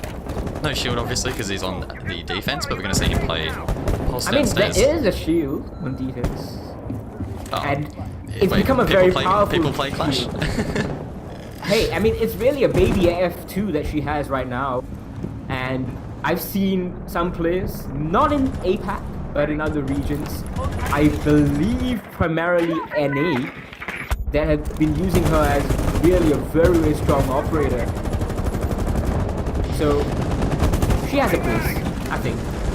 Yeah, a very specific place. And Although I would have to say, probably a lot of work would have to go into strats for Oh, that. no. Defty manages to get that flick onto Zero, PT King onto Hysterics, and it's all falling apart here for Aerowolf. Speakeasy with a fantastic frag though onto Defty at the disadvantage, and it's now a 3v3. Speakeasy's absolutely going off here. What's he doing? He's run out. How's he not dead yet? Still detected. Manages to actually get back into the side. What's he doing? This. Oh my god! Oh, that was the craziest play that didn't net a kill for either side I've seen in a while. Huffy now going to town upstairs, opening up those hatches which haven't actually been reinforced. As we see Luna sneaking around with his cardiac sensor, spotting one, and definitely be giving that call out to his team. Unfortunately, they didn't reinforce it because if they had, they have lost the hard breacher generic. Oh dearie me, that is very late, but he's still gonna get the kill nonetheless. Traded out by PT King due to that delay. Now one of the Nomad charges detonate, but PT King too slow on the draw, and he's gonna allow the defender to get away. He's on site right now, and the rotation holes really haven't been formed. What was Aerowolf doing in setup? Yeah, PT King no longer got an air jump to play with here either, so the retake definitely on the cards here for Aerowolf. They don't have the rotation, I believe, through the walls. PT King onto Mentalist, always going to win that gunfight. That's now a 2v1, leaving it all up to Speakeasy, who does get the run out. He's done another run out. He's an absolute insane. This is insanity. Manages to, he dropped both of them. Oh, he dropped both? What? What? Oh, with 5 HP. Was... What's he doing? Speakeasy. Look, so I mean, okay, let's just go back to Speakeasy's history in Southeast Asia. So just so I can tell you guys what this guy is capable of, right? He was on Kuya's Tactics, We the Best Music, Clickbait Tactics, all the same team, just different names in different season. And then he moved over to Gosu, and Gosu, if you guys know, was the super team, quote unquote, that was being formed. They brought in Fighter and Mars from the USA, former Pro League players in North America. And they were about to play, they had Speakeasy as well. And then things fell apart. Speakeasy went to Scrypt, and then in the mid-season, he transferred over here. And every single time, he does this kind of plays, and this is what gets him noticed. He's kind of flying under the radar so far because he's not been on a top team, such as Aerowolf. And what we saw there, right there, is exactly why teams love him so much. And Border, as far as personal performances go, I have not seen him perform better on any map than Border. He's a monster. And he talked briefly about him flying under the radar a little bit. Definitely flying under the radar that last round. 2 absolute insane runouts that should never ever be successful at this level. One of them didn't net any kills, but he got away with it. And the second, he manages to train 2 of them. So I believe it was him that got air jabbed, wasn't it? And PT King didn't capitalize. I believe it was, yeah. Oh no, PT King. And honestly, Aerowolf had lost that in the prep phase. They weren't ready upstairs, they weren't ready downstairs. Plant went off with really almost no problems for generic. Only they couldn't hold the post plant against the machine Speakeasy. Round 3 though. We are going to see Defty now push aggressively into supply and make his way through the customs inspection. He's not going to be contested, but there are a lot of barricades up, so interesting strategy there to try and slow him down, but that skeleton key will no doubt shred through those barricades quite quickly, as the rest of his team looking to push from the other side, so it looks like it's going to be a split push here from Generic, and they're making ground. PT King on that Nomad will be able to deny the rotates upstairs, so it's going to be interesting if Aerowolf observe this and decide to bring a Nomad of their own as they get stuck at the door. I mean, Boda is a good map to bring Nomad on. We have seen a couple of videos that have been released that you can place the combination of the Claymore that she has and the air jab, so you get air jab into a Claymore, and oh dearie, Defty peeking so wide, so aggressive, not punished, instead actually putting some damage down onto Mentalist, but he's gonna get taken a lot lower from upstairs. Instead, he's gonna back off all the way into supply. Yeah, that camera we saw Mentalist though during the prep phase coming into play there as Defty is spotted out and all the players just playing it a little bit safe here. And no one really knows where each others are, so it's definitely going to come down to who can flick the hardest and hit those headshots. As it looks like Intel's hard to come by, Hysterics dropping Defty and GBX also down. So that's going to turn the tide. Yeet Zero finishes him off, and GBX will no longer play a part in this round. 3v5 now, and with a minute to go, they should be able to hold station. Hysterics onto PT King. 2v5 now, Huffy looking a little bit desperate inside here. The C4 gets thrown out. We'll clip him a little bit, but not do enough damage. Mentalist onto Huffy. Bachelor onto Year Zero, and it's now a 1v4. Definitely a tough situation to clutch out. So many angles that Bachelor can be watched from, and Mentalist will find one of those angles, and Aerowolf taking round 3. Indeed, this was the first round that Aerowolf had completely solid on from start to finish. They had a good upstairs hold, they had a good downstairs hold. They were not allowing the members to fall to silly peaks, and it kind of works sometimes, you know, when you are making these kinds of silly mistakes where the angles are predictable, your peaks are predictable. You go to a site that really isn't preferred by anyone, and let's be honest, Customs or this bomb site, Tellers and Bathroom, they are not the bomb site you want to go to at any case. You just have to go to one of them. So it's good that Aerowolf went to this one. It's a bit less traditional, I would say, recently than Customs, which kind of have probably threw Generic off, and it just allowed Aero to play that free-flowing, aggressive game that has proven successful for them in the past, has just about proven successful in the first 2 rounds here. But that was a very, very strong third round. Now they're going back up to the second floor. So you think Generic are going to be able to pull it back this time? Based on the last couple of rounds, I think Aero's aggression, as you said, has just been phenomenal and not giving any breathing room to Generic. To be able to hold towers in such a high level of play is always incredibly challenging, and Aero will rose to the task. So they'll definitely be looking to get a round or 2 more if they can win this round and then go to Workshop and win another. They're going to be 5-0 up and set themselves up for another dominant performance. So the pressure's off them now a little bit. Obviously they've got the table looming in the back of their minds, but this round... Can't think about that. This map at least, they'll definitely be feeling confident. Yeah, honestly, if they start thinking about that, it could really mess up their current game. So it's good that they aren't thinking. At least it doesn't look like they're thinking about it. Jibalsi on the glass, I believe that was the 6th pick that we saw.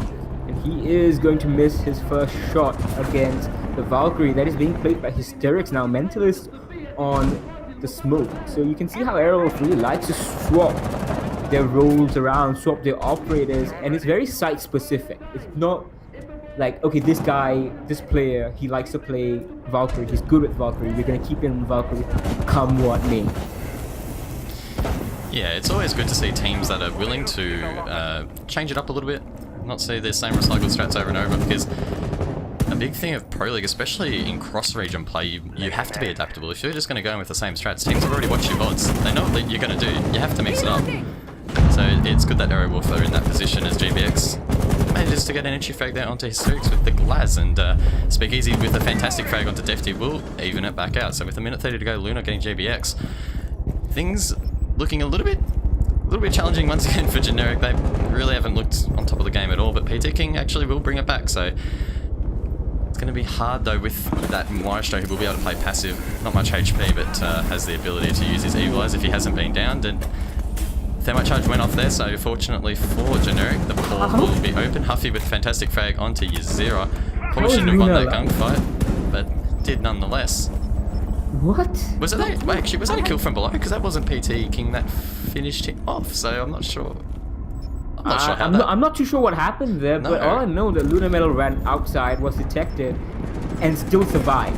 Now him and Speakeasy are both on almost equal HP. That plant is actually going down, and doesn't seem like Aerowolf is aware it's going to be a very successful plant. But Luna Metal's going to get both. 2 out of 3. And Huffy's the only man alive. He's gonna get taken down. Lunamel just insane on the post plant. Huffy there will be disappointed he didn't just go straight to the objective. Both Luna and Speakeasy were both on very low HP. They were both one shot in the end, so if he managed to get in there and get aggressive, especially that Jackal with a high rate of fire, he would have been a very strong chance of bringing that back, but decided to run off site with his back to the objective and just got finished off very easily. So an interesting decision there, and Aerowolf now 4-0 up. That was a bit of a yikes situation, if I could say that, because it was Lunamel running out. They got detected, and you could see PT King fighting so hard. He was firing again and again at the doorway, through the wall, and he took down Lunamel to very low HP, but couldn't land the kill shot. And it's just coming down to these margins, isn't it? 3 rounds out of 4. Generic, if they had just been a touch better, they had landed this shot or landed that shot, they would have won the round and could have been 3-1 in their favor. Yeah, Aerowolf just a little bit sharper when it matters and able to win rounds that you probably wouldn't anticipate them to. They're just, yeah, like you say, Generic just probably missing critical shots and possibly even critical callouts, really, and possibly lacking that intel on where the defenders are sitting in those late phases of the rounds. We've seen, I believe, 2 rounds now where it's been sort of you could say a clutch situation, and it doesn't look as if Generic knew where any of the Aero players were, but as you can see, a strong dominant performance from Echo in terms of frags. Luna with 7. PT King is on 6, but the rest of his players, other than Huffy, dropping fat breadsticks. Yeah, unfortunately, Defty not able to bring that same level of play that he was in Bank. And that is a problem indicative of many lower ranked teams.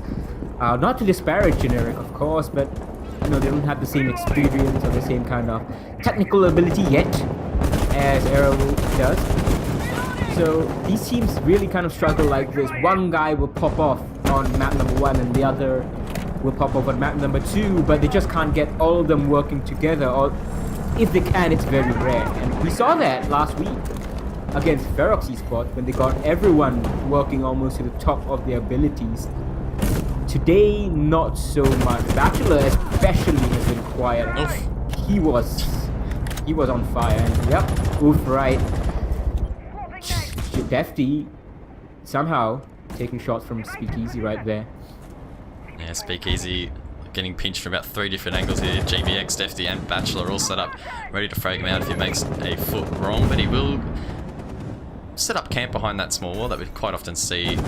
Hal, Bachelor getting dropped outside. Whether Arrow know that or not is another story. It looks as if they're holding that peak on top of the boxes. Speakeasy onto GBX, so he will get 1, he gets a second.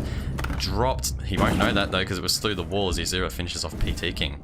Sensor activated. 2v5 essentially, and I believe Bachelor put himself up or he just got lit up.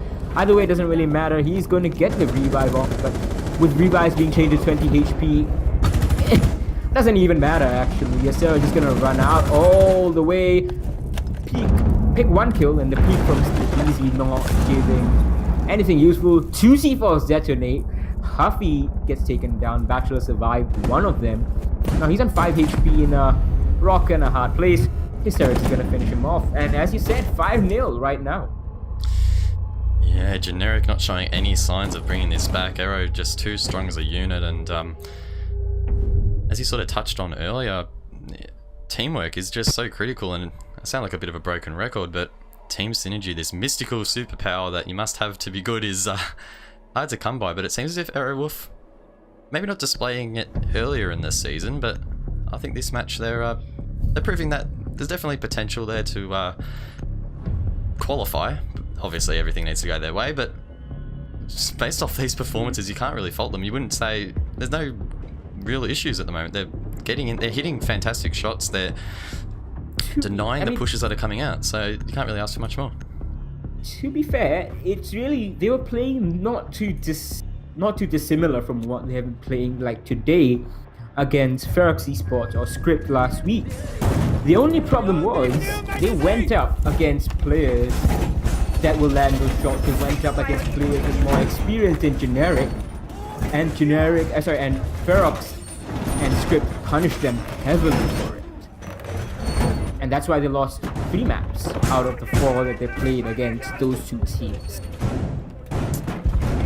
Yeah, Arrow now reinforcing off customs once again, and also the bottom of the stairs. So definitely favouring those barricades to slow down any sort of attack coming from the west. I'm not sure what your thoughts are on that, but I don't see that too often. It's a bit different, but I like the idea that Airwolf has, because it means that the barricades are just going to be this visual distraction. And as we saw on Bank with the Montagne, visual distractions are working so very well against Generic. Yeah, and then after that you saw Hysterics placing one of those ice cream cones that Ella has. So you open barricade, boom, you get disoriented, and then I believe Generic's going to have some of that fear start creeping in. And if Aerowolf is ready, which they often are, they're going to capitalize and probably get a kill. Yeah, we did see Luna there punching the bottom right-hand corner of that castle barricade. I believe it's 12 punches, if I'm correct. I break it, so 12? He's punched it... 12 to break. Yeah, so he's punched it 11 times there and ready to run out for a retake if needed, as we see Generic now looking to push from this west balcony, and a minute down doesn't look as if they've got too much control, but they haven't lost a man yet, so that is definitely very critical. All that utility still ready to be played as Defty manages to get a frag there onto Hysterics. Valkyrie also being brought low there, so looks as if Mentalist is going to find himself in a bit of a compromised position. I'm not exactly sure where he's sitting, but with that amount of health I don't think he's going to have too much of an impact in the remainder of this round. Castle barricade going to cause more issues here. GBX will blow it though. Breach charge is obviously a little bit faster to deploy now, so a little bit more viable, and GBX taking full advantage. Indeed, now he's gonna be interested in the east stairs. Unfortunately, Aerowolf, no one's there to capitalize, but they're just losing men left, right, and center. Yes, PC both get taken down. Now it's up to a very, very low health Mentalist and a full health Lunamel, and that is unfortunate. If he had missed those shots, that would have been down almost certainly. Not sure if Huffy has a second Twitch drone, but doesn't matter. GBX is going to clean things up, and this is looking like the first round on the board for Generic Esports. Just have to take down Luna Metal, but that's not the way to do it. What are they doing? Oh. Luna will capitalize on that and impact the castle barricade, but Bachelor will finish off that last-ditched attempt. I don't know. Was that another team kill there as well? Oh no, Twitch I think got away with her life just there, but a little bit sloppy there from Generic, but yeah. Twitch did make a team kill. Yeah, Twitch got a team kill, but Twitch ran across the screen on the final death cam and almost got finished off as well, so it would have been a bit of karma, but got away with it. A little bit sloppy, but doesn't matter. It's still a 1 on the board. Doesn't matter how sloppy it is. Well, good to see that Generic are not going down without any fight. But Luna Metal is teasing out that blitz, and oh man, he really wants to put the fear of God in Generic's heart, doesn't he? Teasing them with that flash. I'm surprised he's actually not electing to play the blitz. We've seen him so strong this evening, so an interesting decision. I don't know why they wouldn't have 6-picked off someone else onto the Maverick if they so desperately want him, but obviously some sort of thought process behind that. Exactly what that is, I'm not sure, but yeah, it's going to be interesting to see how they actually utilise that blowtorch. Border, a map, I don't think we don't typically see Maverick a lot on the breaching side, so... Maverick is a strong, very strong operator for many maps, because it's a very tough operator to play against, especially if you're doing like long sidelines. So for example, if you're playing on the second floor and you have someone, the Maverick, pushing in from the east side, and you don't have anyone sitting in Archives itself, that is going to be a huge problem, because the Maverick can then just open a tiny little hole, and then you'll be sitting in the armory lockers, you'll have no idea that the hole exists, and boom, bada boom, you're shot dead without having any knowledge of that hole being created. So that kind of stuff really messes with a lot of sites, and in Southeast Asia... Whoa! I'm still talking about Maverick, but Mentalist sees going for the plant. He's gonna get it successfully. Speakeasy with the M249. He's gonna get Chibausi. And run out from Bachelor, not really gonna yield too much results except taking down Hysteric very low. Defty is gonna get taken down by Lunamel.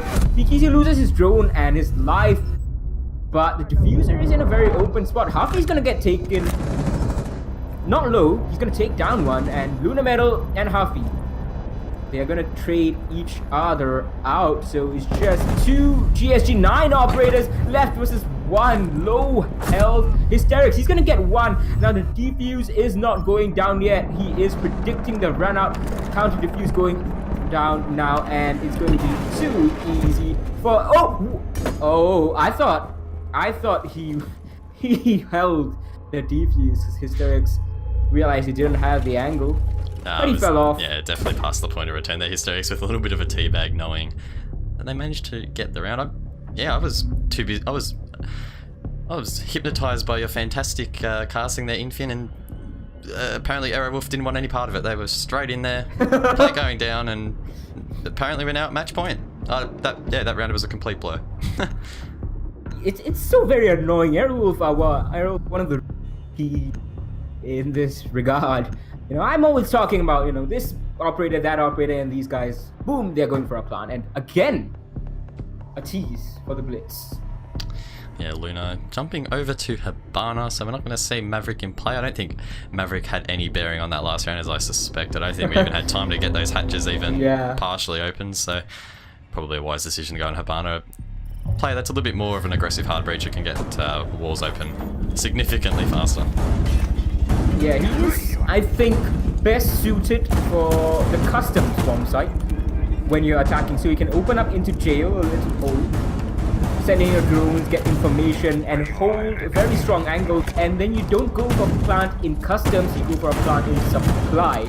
So once you clear out supply, you essentially have it solidified, as long as you don't miss shots, obviously. Yeah, so Generic now once again on the back foot. They're going to have to win 5 rounds in a row to bring it to a draw, but not really feeling it. I don't think they're going to be able to bring it back. Aerowolf proving once again why they are, or at least were, one of the top teams in Southeast Asia.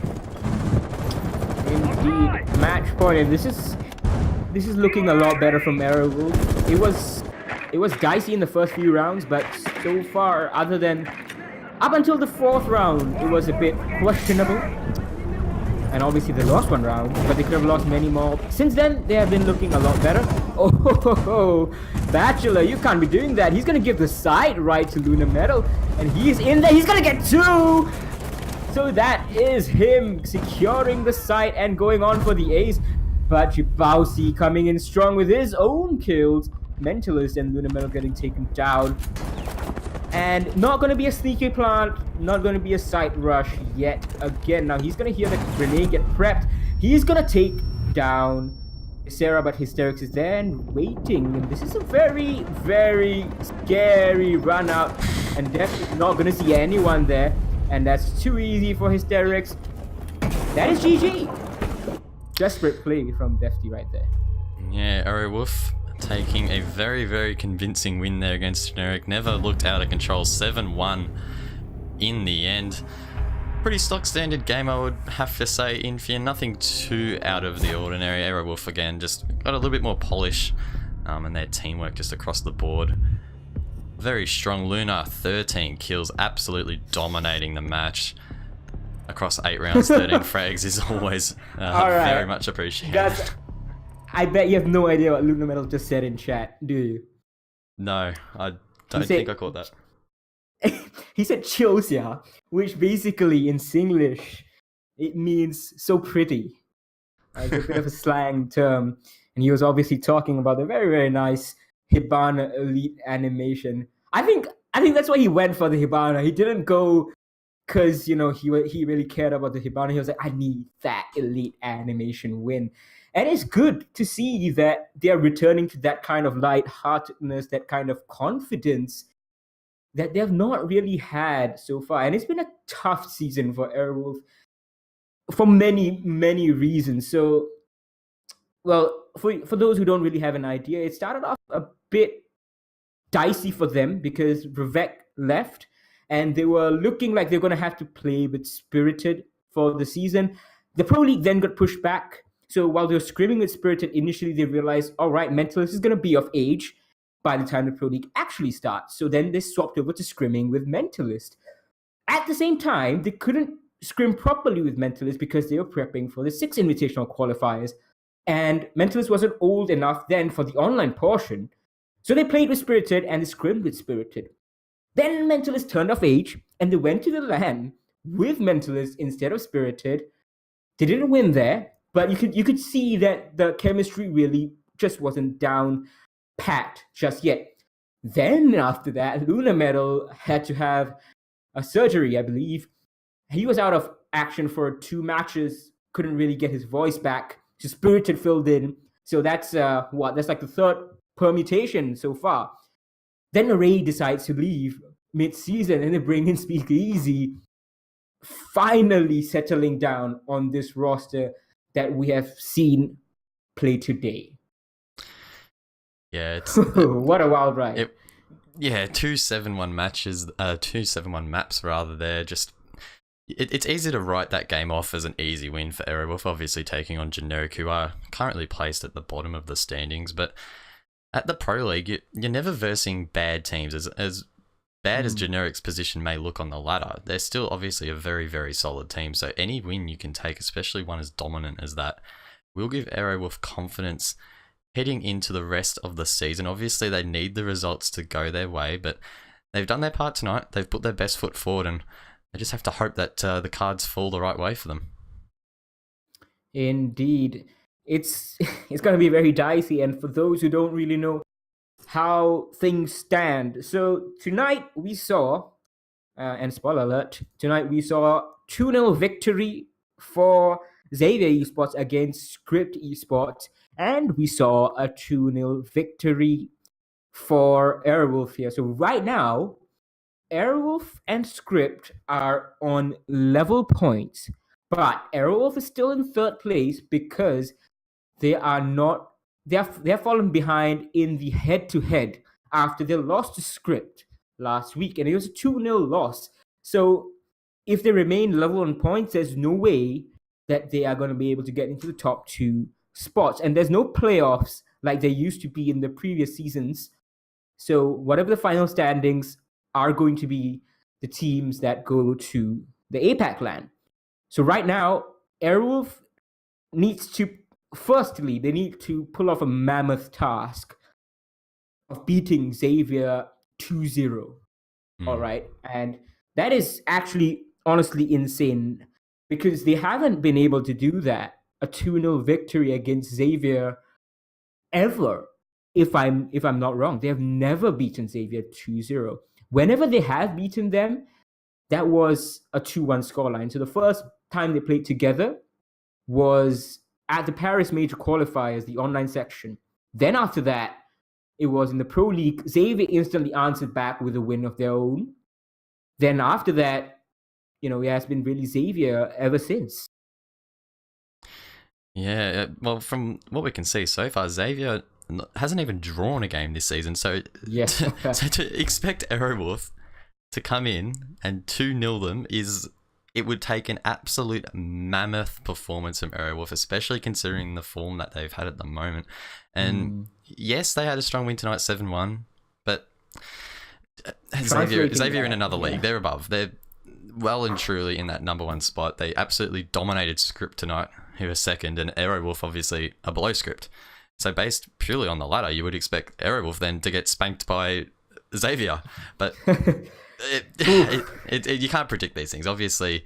All right. Yeah, I mean, there's also the permutation in case that Xavier does win a map or win. If Xavier wins 2 maps, by the way, it's over. That's it. Aerowolf loses 2 maps, they're done. But if Aerowolf, suppose they gain a draw and a loss, suppose, then they have to hope that Generic, the same team that they slapped 7-1 today, can go back to their Ferox beating ways and refuse to drop any points against Scrypt, which is also a very tough ask, especially since it's not them, not Aerowolf who's making that happen. Or, they just have to basically outscore Scrypt. Whatever Scrypt does generic, they need to outscore it. Yeah, Very tough. Yeah, Aero Wolf obviously in a precarious position, having to rely on other results you never want that in any sport, but especially one as volatile as Siege. Yeah, they haven't positioned themselves well. Obviously, there's a glimmer of hope at the end of the tunnel, but it's a very, very long tunnel that they have to travel down. It's going to be every single gunfight from now on is going to be absolutely critical in allowing them to qualify. And although you said it won't be in the back of their heads, I can't help but think it will be just a little bit. Maybe not at the forefront of it, but just at the back of their minds, they're going to be thinking, we have to win this gunfight, we have to win this round, we have to win this map, we have to hope everything goes our way. And so much of Siege is a confidence thing and a mindset thing. The most confident teams are going to be the ones that are up there. And if you haven't got that confidence to back up your performances, you're going to struggle, and that's obviously not going to translate to the wins that you need. Indeed. So, it's been a very, very interesting day so far, and we still have action this week. Tomorrow we still have games for you, or rather, a game for you. It's going to be Ferox Esports taking on MBT Impetus. Now, Ferox are actually in with a very, very outside chance of qualifying, but it's even unlikelier that they qualify compared to Aerowolf. So we're not really considering them in the standings. Impetus, they started off very, very rough, but they have really come into their own so far. In the Pro League, at least, I know there's another LAN qualifiers that were going on over the weekend, the Rect Nation, Malaysia and Singapore LAN, where they got beaten by the B roster of generic esports. Yeah, getting beaten by a B roster is definitely not the confidence boost, or lack of confidence boost that you would want. But yeah, please catch us tomorrow. It has been fantastic casting, really 1.5 maps. Very, very quick night tonight, and we're done in 3 hours, less than 3 hours, including the one rehost that we had in the first game. So yeah, early night, looking like we're going back to the norm of Airwolf and Xavier just being those two teams that just crush everyone else. Yeah, it was definitely an interesting night. All the games were pretty one-sided, to be honest, but luckily we scathed through with only the one rehost, so the action was coming through pretty thick and thin, rather, really. So hopefully everybody enjoyed it. It was definitely good fun to cast. Thank you very much for having me, and hope to do more in the future. Should be very interesting to see how this season plays out. Indeed. So good night and early night from the two of us, and I'm going to be back tomorrow on time to bring you more Southeast Asian Pro League action. I've been in New York with me casting the fantastic Guz Lightyear. Love your name. Thank you. And we'll see you very, very soon. Bye-bye.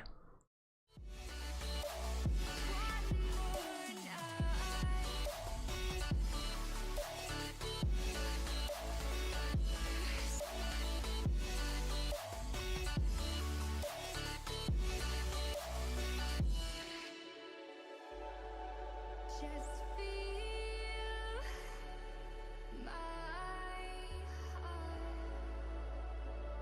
inside. Our love can grow.